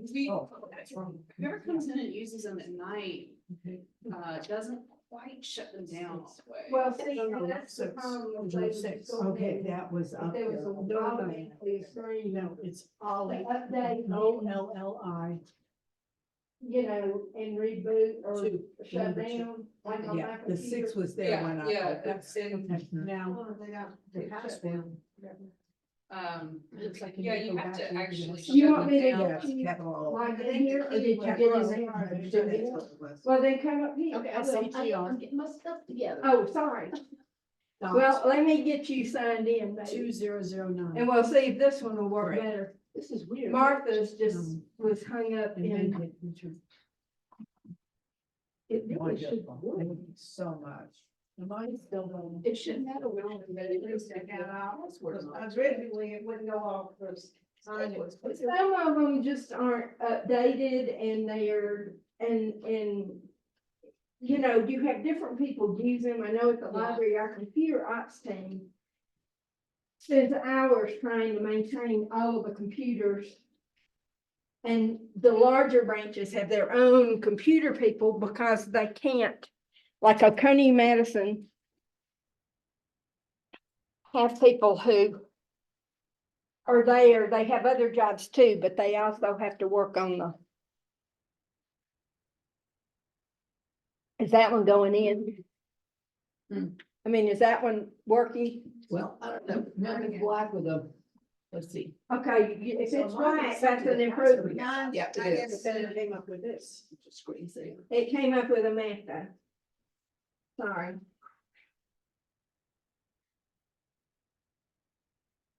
I've set up the data and privacy, I just say continue. Yeah. It's familiar. Are they all coming up, Mac, or? That's Mac too? Yes, because it says Siri. I haven't used a Mac since they were little square bars and with a 3.5. The whole thing is dirty. The whole This. screen is pretty dirty. Like someone's. I think people at night, that's Mac too. So when we get here, Laura, what are we supposed to do? You go to a browser and you pull out those class exercises that I sent you. You're gonna click on search from the Ancestry homepage. So you're gonna go to ancestry.com. Okay, all right, so. Once you get to your browser, you go to ancestry.com and you're gonna work through the class exercises. I'm also gonna ask for input about the homework. Several people here did not get the homework in advance. So,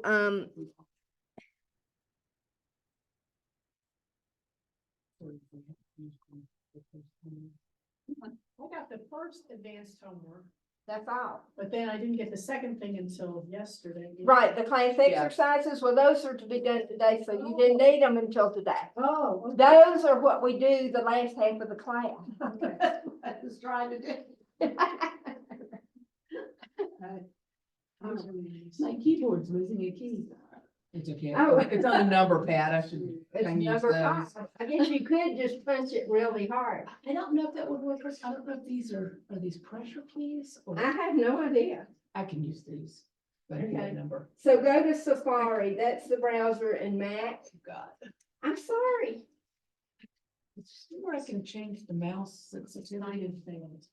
If that mouse isn't Well, working, you're just having to move it, all the way across to get it to move. I understand. That Safari? No, Safari is that thing that looks like a compass. Okay. That's the default browser in Macs. It's kind of like Chrome in, Oh, I'm looking at the wrong one. I got the wrong one. I got the wrong one. Okay, that's what it is. Okay. so sign into your Ancestry accounts, your free accounts.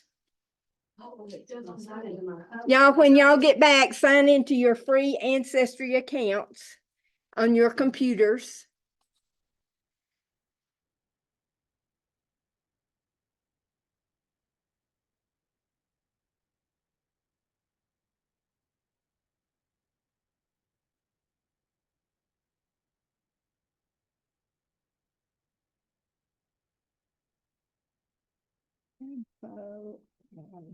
Doesn't have a white quit button.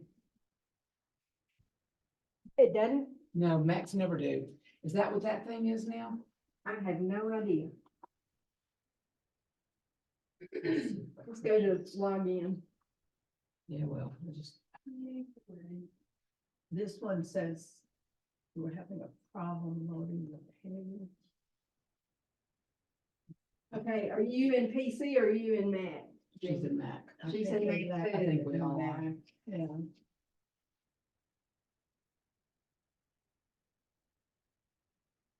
Then, Yeah, it says welcome to Mac OS. yeah. Thank you for the snack, Laura. Oh, I you're welcome. appreciate that.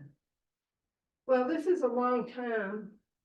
To me, I finally learned that I need to do this, because some people get really uncomfortable and they didn't know they could bring food. And technically in a computer lab, you normally wouldn't, that's why they're Right. not messy, oozing, sticky, super sticky things. Not saying. Okay, let's see. Okay. You're in, Martha's in, you're in, we're not here. All right, I don't know how to. Let's shut it down and start over. All right, that might be the issue. When she hit Safari, this page did not come up. Well, see, it could have been rebooting or something. Right. Now, how do I make this bigger? Damn, what's going on? I'm gonna have to take math lessons, I think. Let's just do Google. Since it gave us that option and I can function in Google better. I'm trying to get the screen to full size.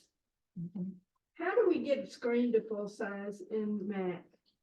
I think it looked like it was an option that you did when I pulled it up. Well, it wasn't on this one that we could Okay, see. and I didn't, it gave me 3 screens to say which. Welcome to Mac OS Catalina. See, I'm not figuring out how. It works a lot better if you can see the whole page. I mean, if the page is big. All right, so go to ancestry.com. Try just grabbing the corner and drag it. Oh, that might try. I'm just not seeing any little buttons Yeah, on the right, so corner. it says maximize, So- but Ancestry.com over here. Yeah, Okay. and then sign in with your credentials. Well, I didn't do credentials, so I'm gonna have to she make hasn't, she mine. didn't have the, That's she right. doesn't have her account. She- That's right. Okay, you're gonna have to come up with a username and password. So when you get to ancestry.com, you're gonna click on. Yeah, click on that. This one here. Yeah. Okay. Then you're gonna click on log in Log. Location and time. All right. and you're gonna click on sign up for free. And then you're gonna click up sign up with emails. So now enter a username and password, fill out that form and write it down because that's your You can, new credentials. you can drag, You can? yeah, Well, see if you can drag, cause I Okay. couldn't get it to drag. okay. They're the ones that invented that, so I thought it should, If Do you it. just catch the corner, it does pretty good. Okay, yeah, or you can do each side at once, if you have trouble with the corner. all right, let's see. Okay, the side that's working, I couldn't get the corner. But now see, I'm seeing the cute little arrows. So I should be able, isn't that much better? It is. Now you can actually see the screen. Us old folks need bigger screens. This is why people who can do all this stuff on their phones just go, how do you see that? I can't see enough of what's there. And I want to know what genius came up with the idea of using medium gray on light gray screens. Well, it doesn't meet accessibility requirements for sure. We sure didn't do that back when I did them. We shouldn't do them now either. The scroll button, okay, that's what's gonna drive me nuts. Try the arrows. Well, I have to use the things on over here to. scroll bars. Okay, did everybody have their class exercises or do I need to go make some more copies? Which was, It says class exercises for ancestry. I have. Jean, do you have that? I do not. I just, have my registration page and, what, it says bring to class and is this it, class exercise for ancestry? Yeah. Yeah, I do have that. Okay, and you got it and you And got it's it. 2 pages, right, Laura? Back? Yeah, back, front and back. Got it. Thank you. Okay. Now I gotta set another alarm. Y'all feel free to ask questions.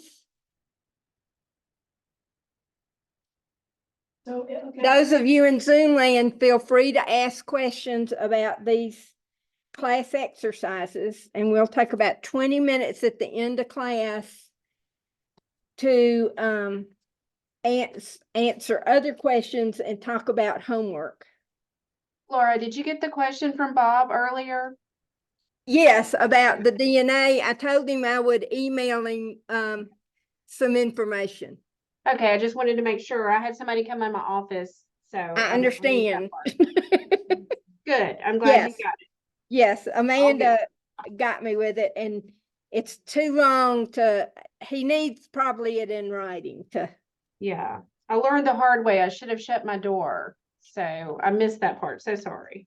That's okay. And Bob, you may want to take Joe Krim's class. I can't remember when it is this term, but he's talking about DNA testing, I think it's called.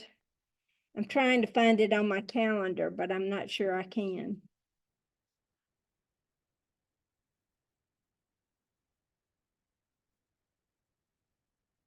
It's April 11th. He's teaching a class on DNA, and I can't remember the exact focus, but I think it is what it can tell you and why you should or should not take one. That sounds perfect. Is it Krims, Krims? It's CRIM, Joe Krim on April 11th that I April just 11th, say. yeah, got that. Yes, from 2 to 3:15 here. So just go ahead and register for that. That's a great idea. Thank you. Because I'll send you some stuff, but that can help because Joe can answer all kinds of questions. He's been using DNA for a long time, and he's really proficient at using the different DNA tools with the different products. But he also can talk to people like me who are not super sciencey. Well, you know what, Laura, what I really want, and we can do this offline, email's fine, is I'd like to get your perspective on doing that. And the only reason I would do it is in relation to the ancestry site, or, they each have their own DNA. So I'm just curious if you had some experience, and quite frankly, I respect your opinion. So, but we can take that offline. Okay, I will send you an email. Thank you, ma'am. Laura, when I created my account, they want me to start a tree. Yeah, Do but I you just hit ignore that. Just ignore that. Okay. And hit, I don't know how I got out of it. I yeah, don't know that's what either. I'm trying to figure out. Okay, it says it's 1 of 3.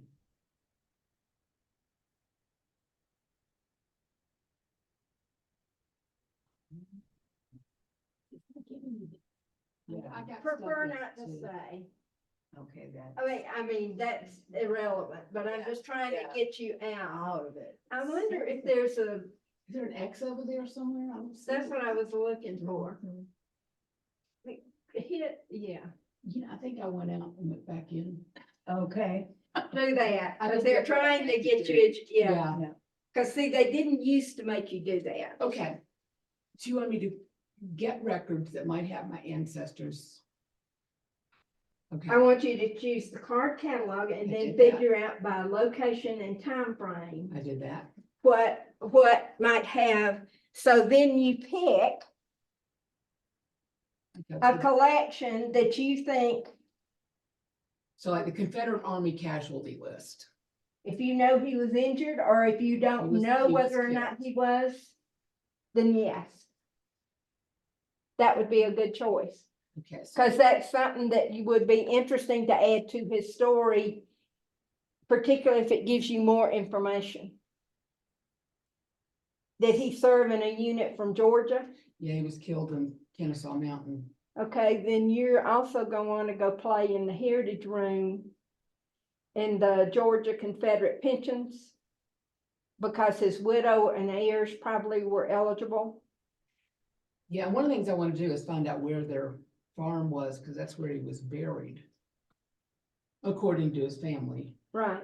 not according to And the you will, LTS site. you may also want to look at the compendium of the Confederate. I think Georgia and South Carolina are combined in a little book by Cephacus.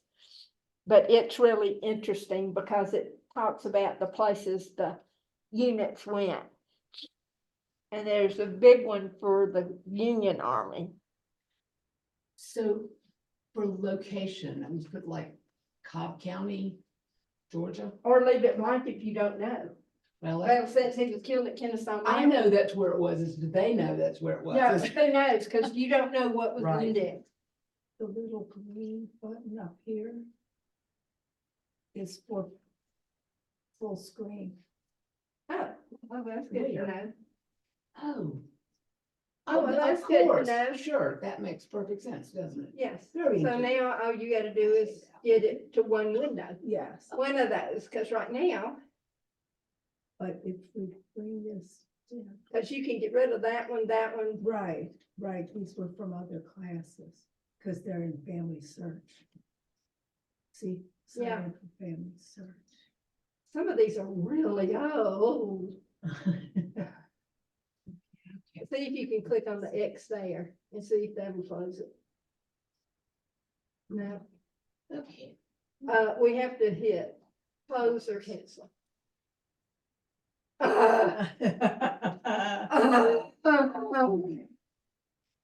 Yeah, it's interesting. I was just trying to find my parents' marriage and it's not there. Now, in South Carolina, I think I'm listening. some of the, All right, ancestry. records were, I don't know whether it was the census records, because I burned Columbia. So I was just trying to see if I could find something that I knew was here. Well, census are federal records, and they're supposed, depending on what year you're talking I about. think it was during the Civil War. I know Columbia was burned, but a lot of the records, and that's the irony, some places sent records to Columbia to preserve them, and they got burned in the railroad cars. But Columbia sent a lot of their records out. And I was just trying to find the land grants, and but it's like, I'm coming up with people that are not in, it's like I did, when I put Cato in, it's still giving me Catos, but they're not just in South Carolina. I know, that's the other thing, the filters in Ancestry. And see, I have surnames Williams and Smith. So when they don't use those filters, for me, I have used language that I don't use anywhere else. Well, I just found that, because the things I'm trying to look at is. I know. I'm like, I don't really want that, I want the nation of South Carolina. Does Control Alt Delete work in that? No, because there's no. I don't think they do, because I don't know. I There's don't no have a Alt Mac key on system. this. But they do on option. Can you see, Laura? Control Option Delete. Look up above option and it says ALT. Oh, okay. So I'm not sure if it works, but, Well, it's not working here, so. And okay. I'm just trying to shut this one down. Well, alt would be, you'd have to do a capitals, right? Because it's above. Or a shift? Well, I think it's just because this is set up for a Sure. dual, because this is dual PC and Mac. And see, when we go into them, supposedly we can choose whether they do PC or Mac. And, because most of our folks in Ollie, except the real creative artsy types, don't use Macs. It helps us if they're set up as PCs. That's the plus of doing these classes at home. You're on your own device. The downside is, like at the beginning when I forgot to screen share. Luckily, there were no, like I said, no pretty pictures, just dialogue. I got something. It's shut down. That's okay. And they were, others did, and just sit there. Oh, it did, shut down worked. Good. See, hers over there wouldn't do anything. What do you mean by wild cards? That's when you pull the plug. Oh, If you don't know how to spell the name, but you know, like in mine, it's not Brown. And I don't know if it's an AL or an EL. Okay. So I could put EMM star. And it would give me Ah, anything with okay. EMM and then anything after it. and that's one of the things you'll want to use. See, I kind of explain it here, Jean. Mhm. If you read the whole thing. Okay. Mhm. Yeah. Now I want to join because I want to see that revenue. Well, go to the library and see if it's in Ancestry Library Edition. I don't know if it's him even. Well, that's why I'm That's saying. why They're all, going to the library. they're would all be good. initials. Yeah. Right, well, that's the way, and the real fun ones are the Mrs. L.H. Brown. You know, where you got no female name, it's just Mrs. whatever initials. Yeah.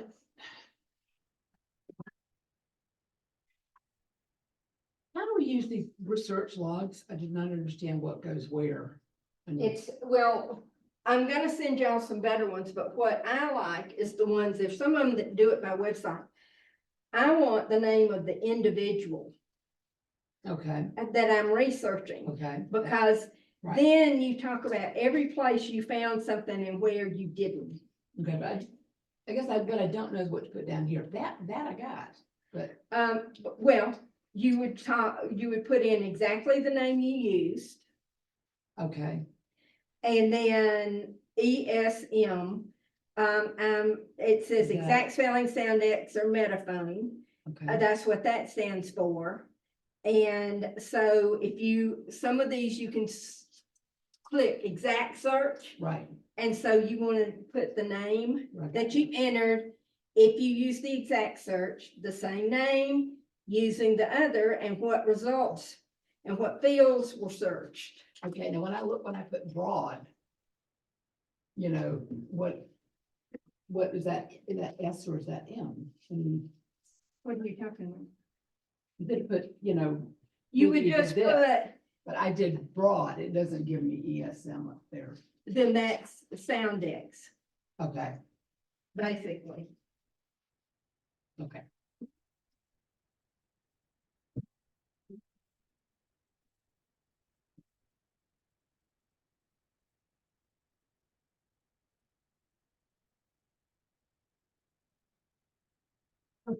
You know, this is like fitting me into my 1960s clothes.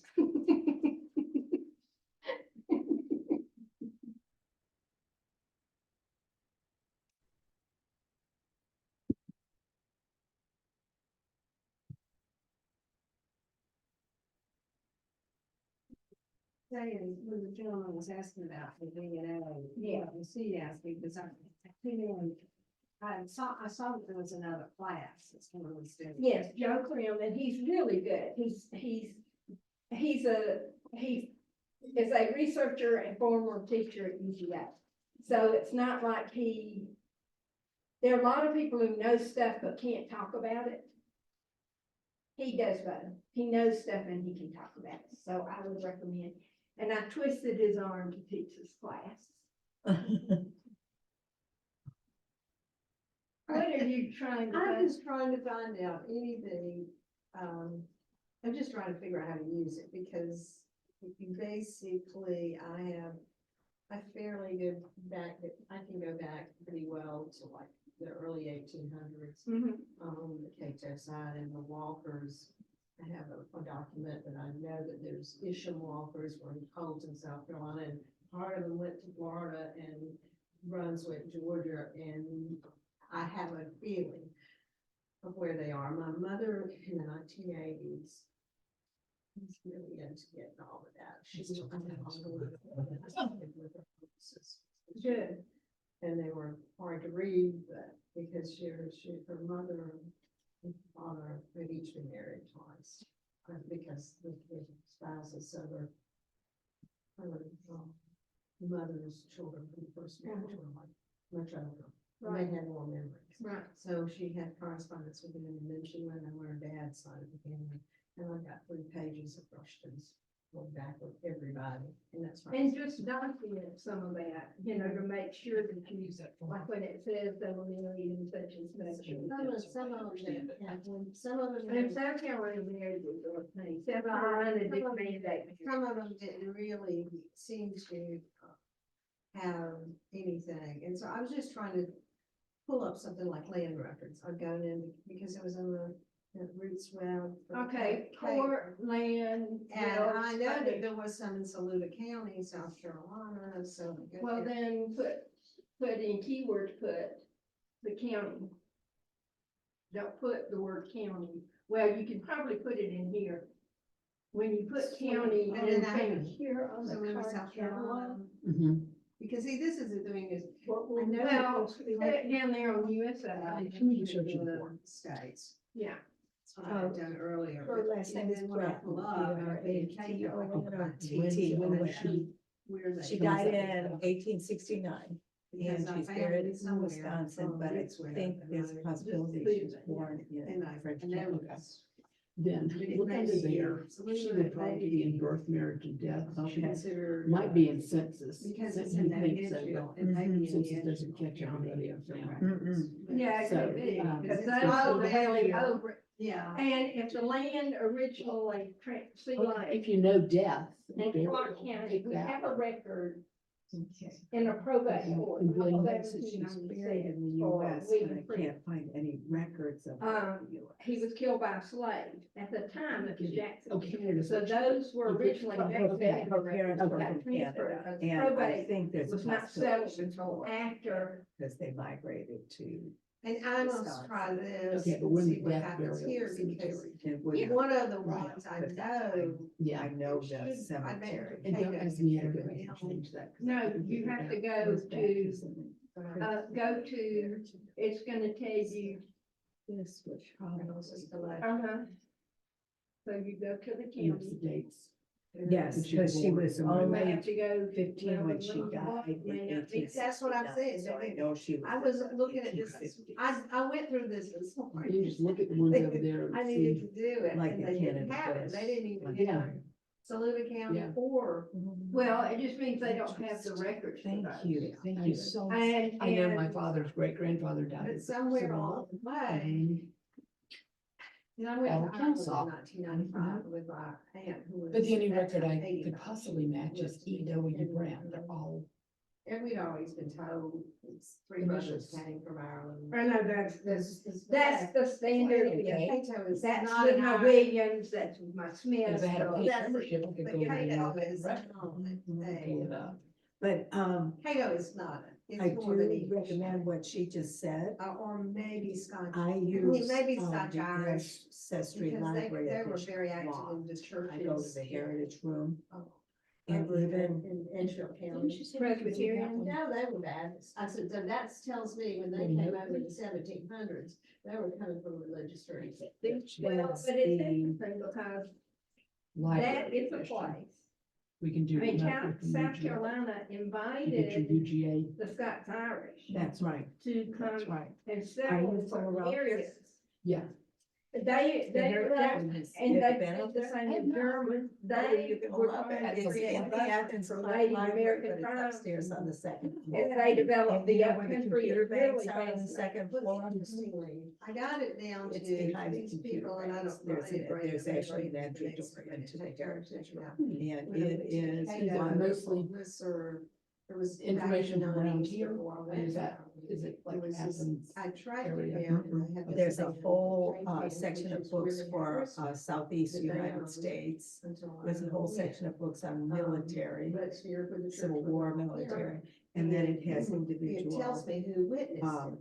And there's a computer Cato stations Orangeburg where you, County. it's got one station where you can still read microfilm, although they that don't, Witnessed it. there's not a lot of it. Cato in Orangeburg. Not as much of it now as well. And then there are Yeah, other that's- computer stations But where the you can use the CATR library edition of was in one Ancestry. of the first And I go there, 100 families books. I said, "Oh." COGS has And some guy that was really. um, into a genealogy. meeting I in March said, and it's called Just Do Something and it's held in the Heritage Room on a Saturday morning from 10 to noon.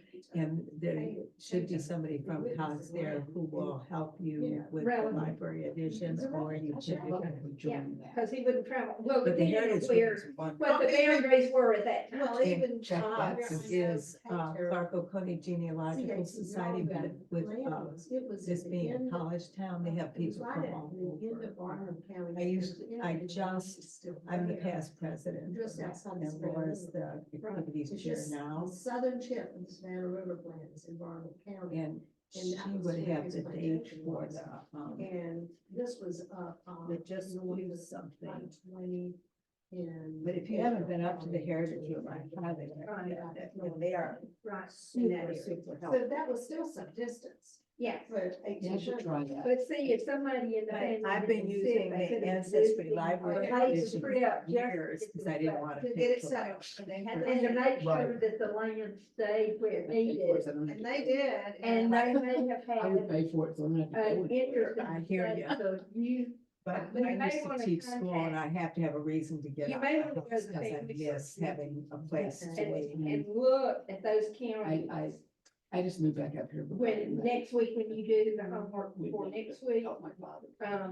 cause I'll send, Died. Yeah, cause when I got back, it's interesting. State. I go back and where those, If I just haven't really Jesse was wanted to do my. much. I understand. And a couple of weeks ago, 19, and he was That's it. one of the three brothers. This is The got it. Cato Department. Since I signed up for like Right. 20 different. That's So, good, and that's good. I even went to Get see me if I could out. find them on the certain because and they. I But we believe had Cato. the next Just Do Something is the 9th of March, My but I have to ask Laura. grandfather was one of 13. right, And. Let's go back to my phone. I can take it, I've already had it on my pictures.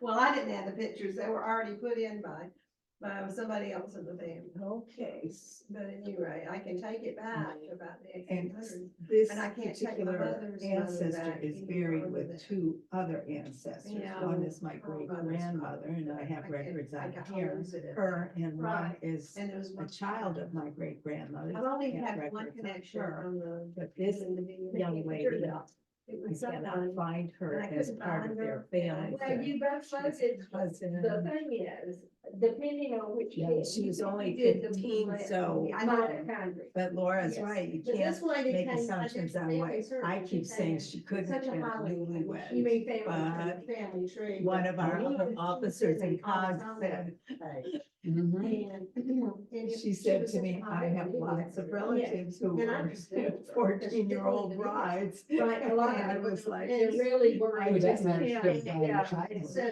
I just, there was someone with her name at university as a graduate student, and I just sent an email to her, turned out, It was her. And it was- sometimes these things pay out. And it was like Sometimes my they're grandfather's, serendipity. my grandfather's sister was her great grandmother, and I'm like, oh yeah, I got pictures of, I got pictures of her when she was a kid. Cause we have all these pictures, and that's why I got pictures. It's more that frustrating than. This person that's on this, I got a cousin who's, his wife Is is not not being being able able to- and she's loaded all these pictures of my parents and grandparents. Well, if you're not having luck with that one, go to the next exercise. Okay. See if that helps. I went through this morning, and what is a wild card search? I did not understand that. You add asterisks in different, between things, after letters you know are in there. Okay. But that's why my maple wreaths get so interesting, because I don't add them in so many places. But, okay, so okay. So, cause I was I'd trying, love to find out. one of the what farm names was, is cause he was Hudson, buried. but it's HUTSON, but it could be His son calls HUD. it. Well, see, you could do HU asterisk. And because that's gonna give you a lot, but it could also be Let's SEN try land grant.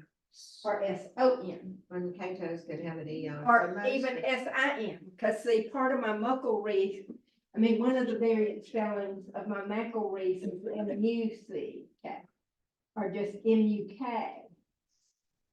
I'll try. So that's why that is the one that I have to do extensive wildcard searching on.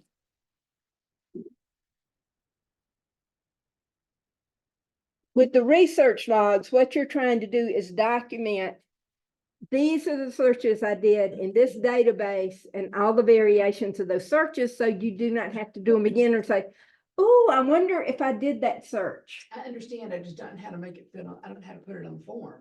Okay, well, if it's exact search, it's easy. If it's Soundex or the other one, just, if it's not exact search, you mark one of the others. That part I got, but what do I put over here in this part? What you found or did not find. Okay, cause this says field searched. Well, did you do keyword? And if so, what was the keyword search you did for that place? And did you do a location? You see what I'm saying? Right. So I put what I searched in this top row. Well, for each one of these searches. Because this is not, Okay. you're not gonna do one search and Then answer. where do I put what I found? You put it either on the back or wherever you Okay, got room. okay, You yeah. put, That, the trick okay, is that's what I you're wanted trying to do. was where What do I you're, put it? well, hopefully you will put it in your family tree or in your personal database. But you need to know what searches you've done and what did or did not come up, so you do not repeat it. I cannot tell you how many duplicate copies I have of records from the old days when you photocopied, Right. you know, that wasn't online. And I've got the same blooming census pages for the same people multiple times, because I didn't do a record. I have that over and Yeah, over again. yes. And some of them were printed 10 years ago. Yeah.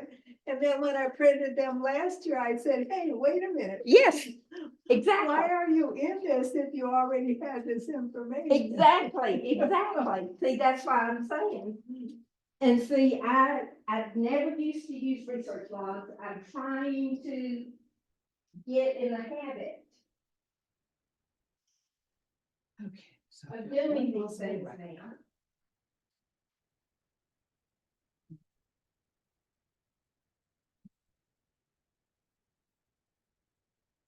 Well, I know Nancy was planning to come. I wonder why she Well, didn't make it. See, here it says find the graves, Sophrony, Grattan, St. Charles Cemetery. But there's a lot of these I people. stood in front of this grave, and I A lot of the people. I've been at this little tiny St. Charles Cemetery, but this is the Yeah, only. Barbados thing was to what, find out. after the Like slave their revolt. Date on her. Yeah, Barbados Even and when South Carolina have always, this is why Or African American research is my great really grandmother who's buried there. important when they are aware of that, because They- they're gonna have to his- go back Her name to was But I think Barbados to some- find some of those Sophia. earlier records on those people. But the, some of these. But Sophia lived into her. The- they fifties were or really was, 60s. Yeah, some of the actual. And owners this of the poor young lady plantations died were before Barbados she was 16 or 17.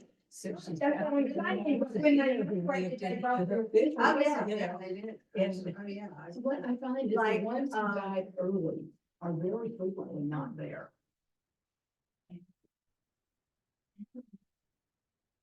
I better look at the cost.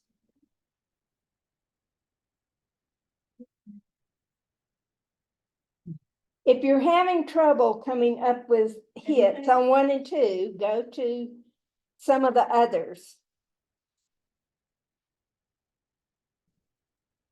Now, on the records that they say that you need to have a 6-month or a monthly subscription in order to see that record. Write that down so you know to come back there.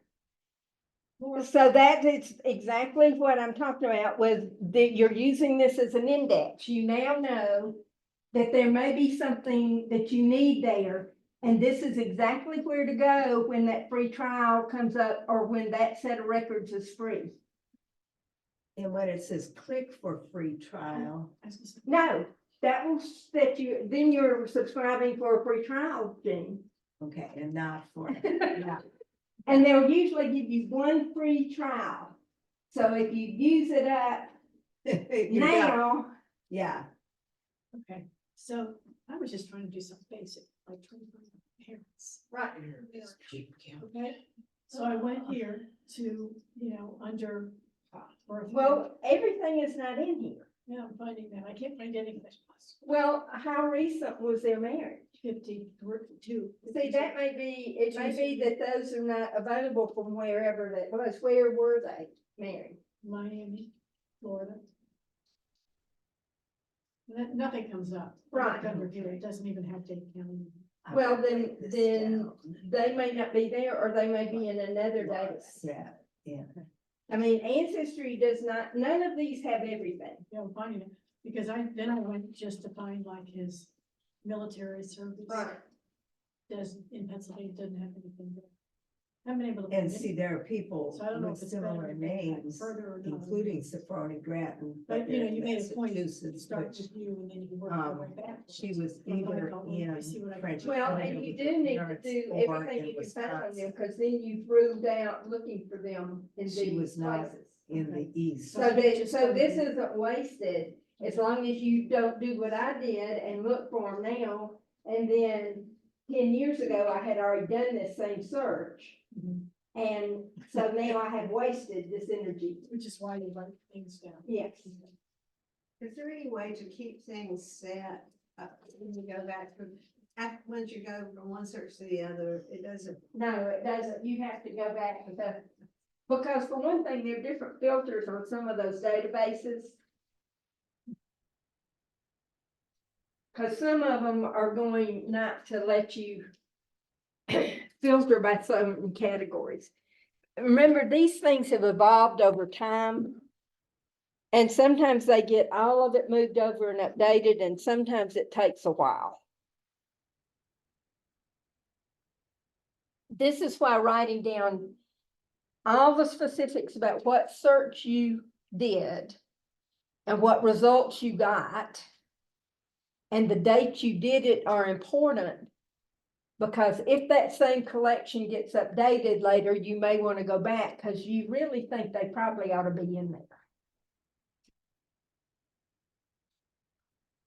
But I really, I found this all out about Ancestry when they first did the Freedmen's Bureau. They were saying, yay, we've got the Georgia Freedmen's Bureau records online. Well, I was all excited because I had 2 African-American patrons that came in at least twice a week, and they had been wading through the microfilm. for the county their ancestors were in, because I had the microfilm. And those counties were not in there, so I contacted Ancestry, and that's when they told me, I said, then you shouldn't say that you have got Yes. Georgia Freedmen's Bureau records online. You should say, we have these counties online, because it was so exciting and it was such a letdown. Big like that.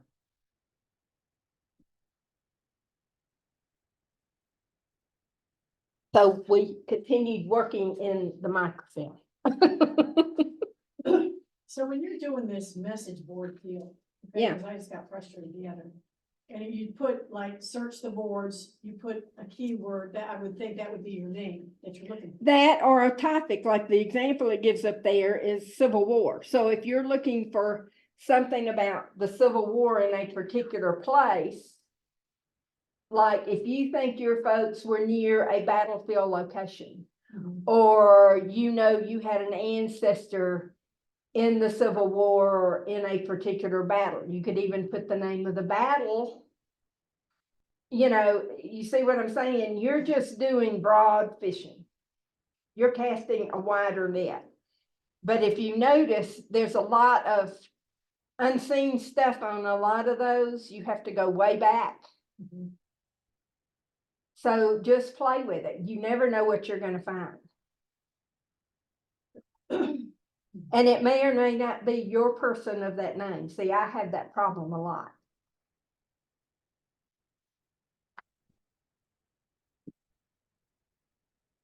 The names Smith and Williams are not fun to research. And at one point I thought I would work on my husband's. Neither is Brown. No. And his mother is Johnson. So see, I've got the first, second, and third most common surnames in the US and in the UK. And I went, okay, we're not doing his mother. And Carter ain't much better, but Johnson is way worse than Carter.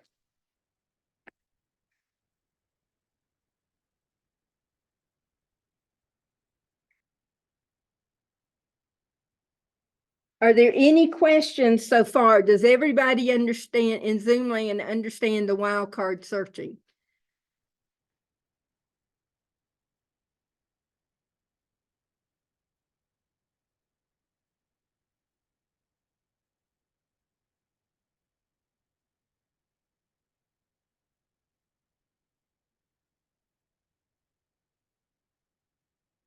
So Laura, are we supposed to go home and finish this? Is that what you want us to do? Or what? If you want to, sure. Okay, and then we have homework for next time, right? Yeah, and see, class goes to 12:30. Oh, it said at 12. Well, one of them says 12, one says 12:30, my schedule and what I turned in was 12:30. I always do 3 hours. I thought it was, and then I thought, well, that's strange that I'm supposed to be at John Song's. That's okay. So I might have to go. That's Mine okay. said 10 to 12. Yeah, and mine said 9:30 to 12. See, mine said 9:30 to 12. also. See, my classes are always 3 hours That's what I thought. because the reason is, it's not just because I like being here for 3 hours, it's because the evaluations wanted equal time. Over the years that I've done this, the evaluations said I want equal time for hands-on as lecture. So that's how I build them, is the way you folks tell me. So before you leave, be aware that if you fill out the evaluation that I sent, then I'll send you the slides. I yet now use that as bribery because I used to ask people to do the evaluations, and the ones who were in class, I could force to do them before they left. But I couldn't do that with the online people. So now I've just sent y'all the link and y'all can do it. And then I don't have to do manual tabulation. It's all done in Google Forms. Let me go find out if it's there or not. I'm not sure how to search where I am right now. Is there any difference on the search between the card catalog and the other ones? Oh, yeah, way different. Military, I guess, my question is, there's military within the card catalog, and then the drop down is military. Are those two different? Yeah. Oh, okay.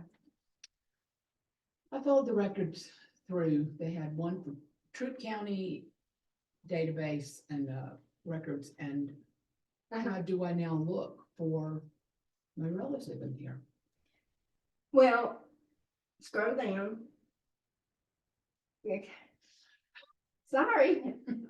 Obviously, see, this is Okay. explaining the records. Okay, Also, are you aware there's a fabulous Troop County archives in Georgia? I don't know that's where it was. I'm pretty sure they were in Cobb County, but there are no land they don't have any, don't seem to have any land records for Cobb County. Well, they may not have them in there, but they are. Right, land I records mean, for Cobb in here, County. so I'm looking, Troop County's close.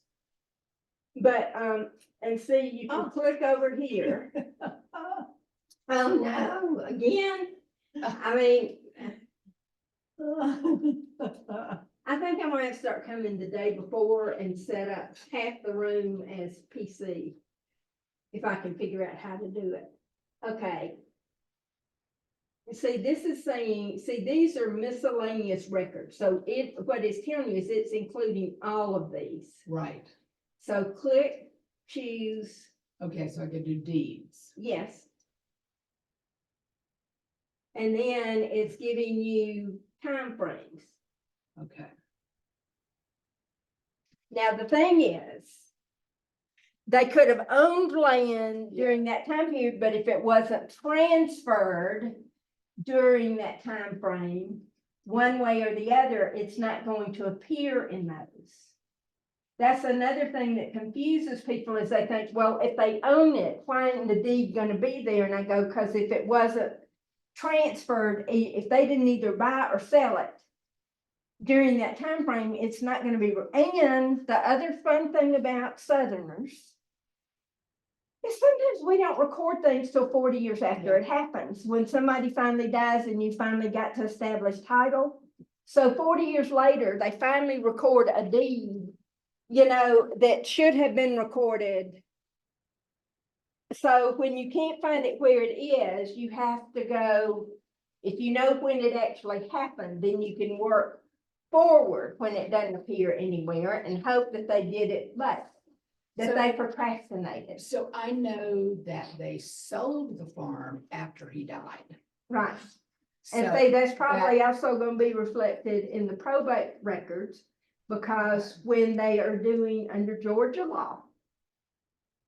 And I would also look for legal notices in the newspaper. you back when in the you got- 1865. Yes, because they had to do legal notices.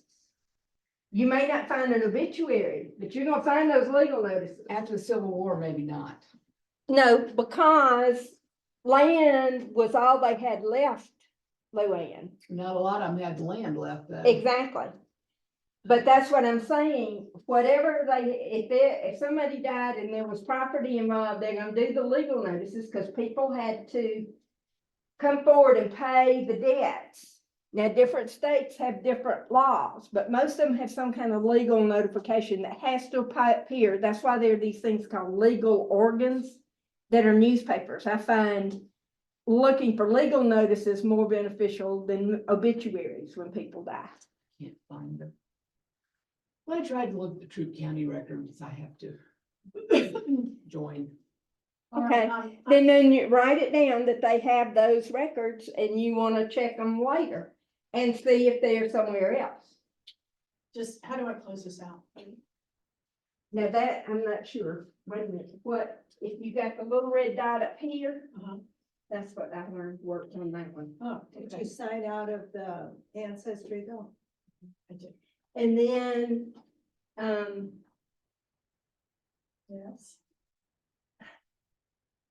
There's something down. click here up that here, just- file. She figured it out, where, how to sign out. Oh, I think file gives you a option. Yeah, no, that's not it. There. Quit Safari I have to be somewhere woman about this. and try You'll just again. have to go then, right? Yeah, I just have to leave. See, They gotta see, be I every think- day, it's every yeah. Thursday, so. I'm so sorry, y'all. Does anybody know how to close this up? how to sign off the whole We've thing? closed out Safari. Turn off the computer. Yeah. Yeah, I think that's what we're gonna have to do. Is there something down there that says? There probably is, but it's There's not. one that says quit Safari. Yeah, we You did that. Okay. I'm just gonna Got hit the the red button one. back here. Oh, are you sure you want to shut down? No, there goes. You can- Did they? Thank you. Thank you. All right, so You're we'll next see you to- in 2 weeks? Yes. Well, And I will send, we will send a reminder, because I'll have your emails once you send me the evaluations. okay. And I'll have your emails, and I can also send you, basically, you're gonna work on the family search Okay. Right. assignments in the advanced Button is homework right for the, click. for the next. What other, are we doing, anything go to ancestry.com? Yes, but you will get, when I send you the stuff, it should be clear. If not, you've got my email address, so you can email. That's fine.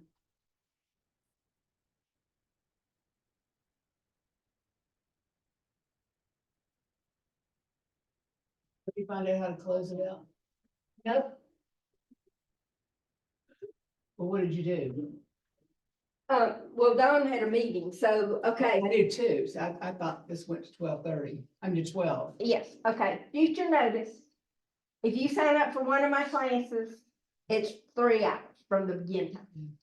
So how do I, I'll do it. Did you go out of Safari? yeah, no, sorry. Okay, does anybody have any comments about the advanced homework or questions, particularly in Zoom land, since my in-person people are leaving because the class times were not correct on something that was sent? Laura, good here. You're gonna send an email with a follow-up. I didn't catch all the conversation because I don't multitask. I just. Most of it was not, most of it was questions about a particular thing that did not apply to the whole, or I would have repeated it. Yeah, but if you mentioned the homework, I didn't get it, so I'm assuming, knowing you, that you'll probably send an email with setting the. Okay, so you didn't get homework either. No, I got the homework in the email. I got that. That was fine. They came together. Everything's good. I got the 2 emails. No, I'm talking about for 2 weeks from today. Okay, on the advanced homework, do the stuff for family search. Fair enough. And I'm sorry, I left one of the find my past things in the wrong order, so just skip that one for now, and you'll do it the week we're doing find my past. Do for family search. Yeah, let me know. Got it. Thank you. Thank you. Okay, I think I signed out of Ancestry, but it's not saying. Okay, so that did not work well. What? Well, because we aren't getting to go over the advanced homework. And I really wanted to know what problems y'all had with that, so I am sorry. This did not work well. This one. I'm just trying to see if I actually logged out of Ancestry. Oh, I will get you I will do all of that. But as soon as I said sign out, it went to an ad for doing Ancestry DNA. Of course. Well, of everything course. they can just add. Okay, but this says sign in and I'm not signing. If in, it so says sign in, then you are out. Then I'm out. Now Safari. Quit Safari. Or that red dot in the corner, what it does. Okay. We finally figured those out. The red, yellow, and green. Okay, file. All right, now, where did you shut it off? Go up to the Apple Okay, there we and are. go down. Shut down. Okay, Laura. Oh, okay, good. We I knew I went found up to it the somewhere over apple. there. Yeah, the apple right at the very left. Shut down. Ancestry does not allow you to to import your DNA, right? Which one does? My heritage.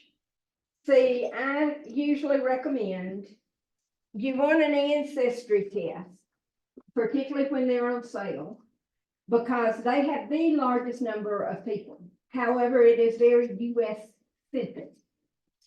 So if you're trying to get back across the water and you want to find family members who are where your folks came from, there's some other places your DNA needs to be. So I recommend you can get the DNA tools from MyHeritage and upload your DNA to MyHeritage, which is the largest continental Europe, Africa, and other places in the world of DNA. Not as much as Ancestry does total, but percentage wise, it has, don't forget your headphones. Yeah. Um, That's why they're wrapped around my coat can, because I won't forget it. And for $29, so to me, that's a lot of bang for your buck. And I created a tree a number of years ago for this class with 7 people in it. 'Cause I've And got- within 3 weeks, I had 14,000 matches I have the 23 For reading. ancestries. on MyHeritage from 7 names. I have a lot more information in Ancestry, and most of it is not really, because I have too many common surnames, you know, and there's too much bad Yeah, trees out there. So, well, I have DNA from 23andMe. Which I did partly because I wanted the medical part. and see, but the other part, I think you can probably upload to Yeah. someplace else. You cannot upload Ancestry anyplace. Right, because they, I mean, you can't upload to, yeah, but you right. can, Can you put thing in, you can't put anything into ancestry. right, right, but you can, when you get your Ancestry results, you download the raw data to your computer and back it up several places. And then you can upload that data to other places instead of having a whole new test done. boy. I wonder, You have to remember that Ancestry tests are strictly autosomal. You know, they're not mitochondrial or Y-DNA or the X-DNA. It is strictly the autosomal. yeah, it's not fair they have the Y DNA. Well, it is fair. It's just that, I mean, They get- they used to do those and they found that they were not making enough money off of it. So they quit doing the others, because years ago, Ancestry was doing, 23andMe does all of it. well, so does Right. Family Tree Yeah. DNA, which is where I did mine because they've been around longer and I didn't need the medical stuff. And their Y-DNA is really, really powerful. So, and I'm trying to get rid of Williams that do not belong to me. I'm trying to use it for elimination as much as anything. Laura, I Somebody was missed it. telling her about the Heritage Room. She hasn't visited it. No. And, I've and, never done this. My aunt did all this. Well, you need to go She play in the died this heritage. week, so- and I told her about the My aunt that ancestry. did all this died this week. Oh, I'm sorry. Yeah, I told her about the Ancestry Library Edition, and that's what I've used for years by Right. visiting. Now, when is the next Just Do Something? I was trying to The tell her. second Saturday. The second Saturday, which would be the 9th of March. Yeah, I think okay, that's that's right. what you said. Mhm. Okay, But you can go without. Anytime, that. yeah. right, And you need to just take your picture ID so you can get, you know, your little form filled out in your card and your ID number. And then you can use the Heritage Room and you're gonna find, and if you're looking for Civil War stuff, it's a great place to look. It Because is. we have a very strong Civil War collection. And I mean Civil War, not Confederate. It's got the basic tools for both Union and Confederate research about the Civil War. I don't It's, think I had any on the Union side. Oh, you probably did, because a lot of them, if they got captured after they quit prisoner exchanges. See, the first time I saw a pension record for the same guy, and there was a Union one and a Confederate one side by side. Mhm. I mean, this is what I mean about assumptions. I mean, that was one of those rude awakenings, like, oh. And then they explained that they had a better chance of surviving on the battlefield, getting blown to bits by cannon fire than they did in a POW camp on either side. I mean, Andersonville made the headlines, but there were a number of the Union ones that didn't have their problems Right, that created the same problem because the camp commanders were trying to be economical. there was Alton, across the river from St. Louis and Alton, Illinois. Yeah. Large, union Christmas. There's Johnson Island is somewhere up there, and that was strictly for officers. I don't know, there was, it's interesting. But like, I had, my great grandmother, I had, of course, Laura, what you were saying, I assumed she only married once. Yep, can't do that. And she had, her first husband died. He went to the Civil War, but came back. This is Wisconsin. He came back ill. I finally found documentation that he died of measles, Laura. Right. But he was at home when he died. And she was still in her teens, but had one child. And then married into the family that is, you know, a line from my mother's family. And that was a couple years later because I found out that she went back to her parents' home, of course. Right. With this child, and that's where she got written up then, was in the county records from her parents then. And of course, at the end of the write-up, it said, and she eventually married blah, blah, blah, who is from my family line then. And, but I assumed she only had married once. Yeah. And false assumption, and when she was old, who was she living with? The son from the first marriage, but with her second husband, he took them both. I mean, Well, she craziness. was mama. Yeah, she was mama and very, very, very close because, Yeah. so My craziness. father has an aunt who married his uncle, and then when he died, she married the other uncle. That one's fun. Those documentations would really be. Well, I think this is why, you know, Somebody was from Illinois, here, Me. but you're from where? One See, wrong. and I always thought having the It's Italian very- names was, no, it's not. However, I found out from David's side that Giannossi is, The lady that. it's a variation of Johnson also, yeah.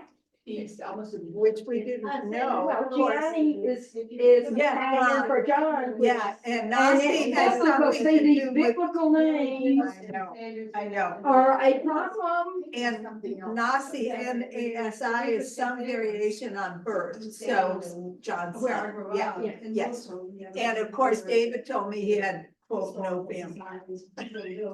He said there are hardly any Giannossis. Well, They're depends all on where over you are. Canada, United States, Yeah. all over northern Italy, I mean, Yes. yeah, Yes. yeah. And then she married his brother. Yeah, and I had a friend, well, I still have a friend from high school, last name Esposito, and her family really did migrate from Italy after World War II.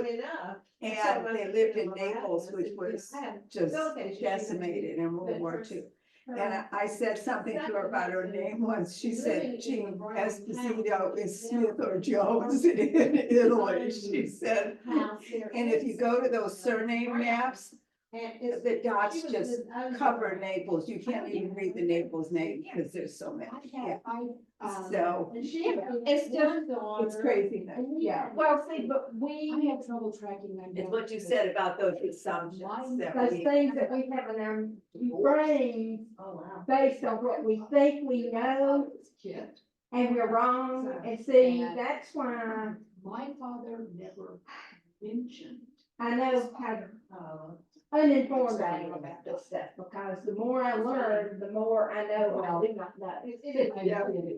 Horrible situation. You know, it's funny because, you know, back in the day, when people died during childbirth, there's this lady. Or shortly thereafter. Yeah, and she died, and the father took the child and, you know, took him to his side of the family, because he had to have somebody to take care of him. Well, I guess it was somewhere just before the war, his son found my grandfather, which was his uncle. And we always call him Uncle Jesse, you know. But he was so happy to find relatives because his mother had died, and that was back in the 30s and 40s. Yeah. You know, early 1900s, I should say. And when my grandmother died, almost all of that generation was gone. So it was really hard to find that. And I still don't know why. right, Because like I said, my father never even mentioned it. He didn't even talk to my mother about it. Until my grandmother died. right.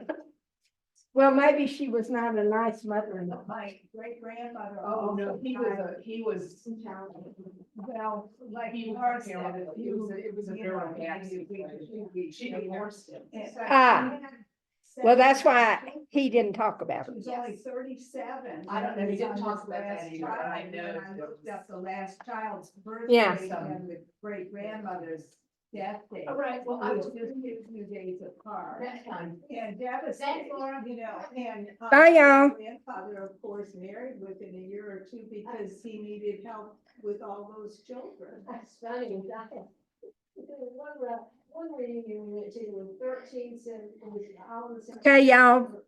I'm gonna leave because my group is leaving now. So Amanda and Michelle, y'all are off the hook. I've just got to leave Zoom.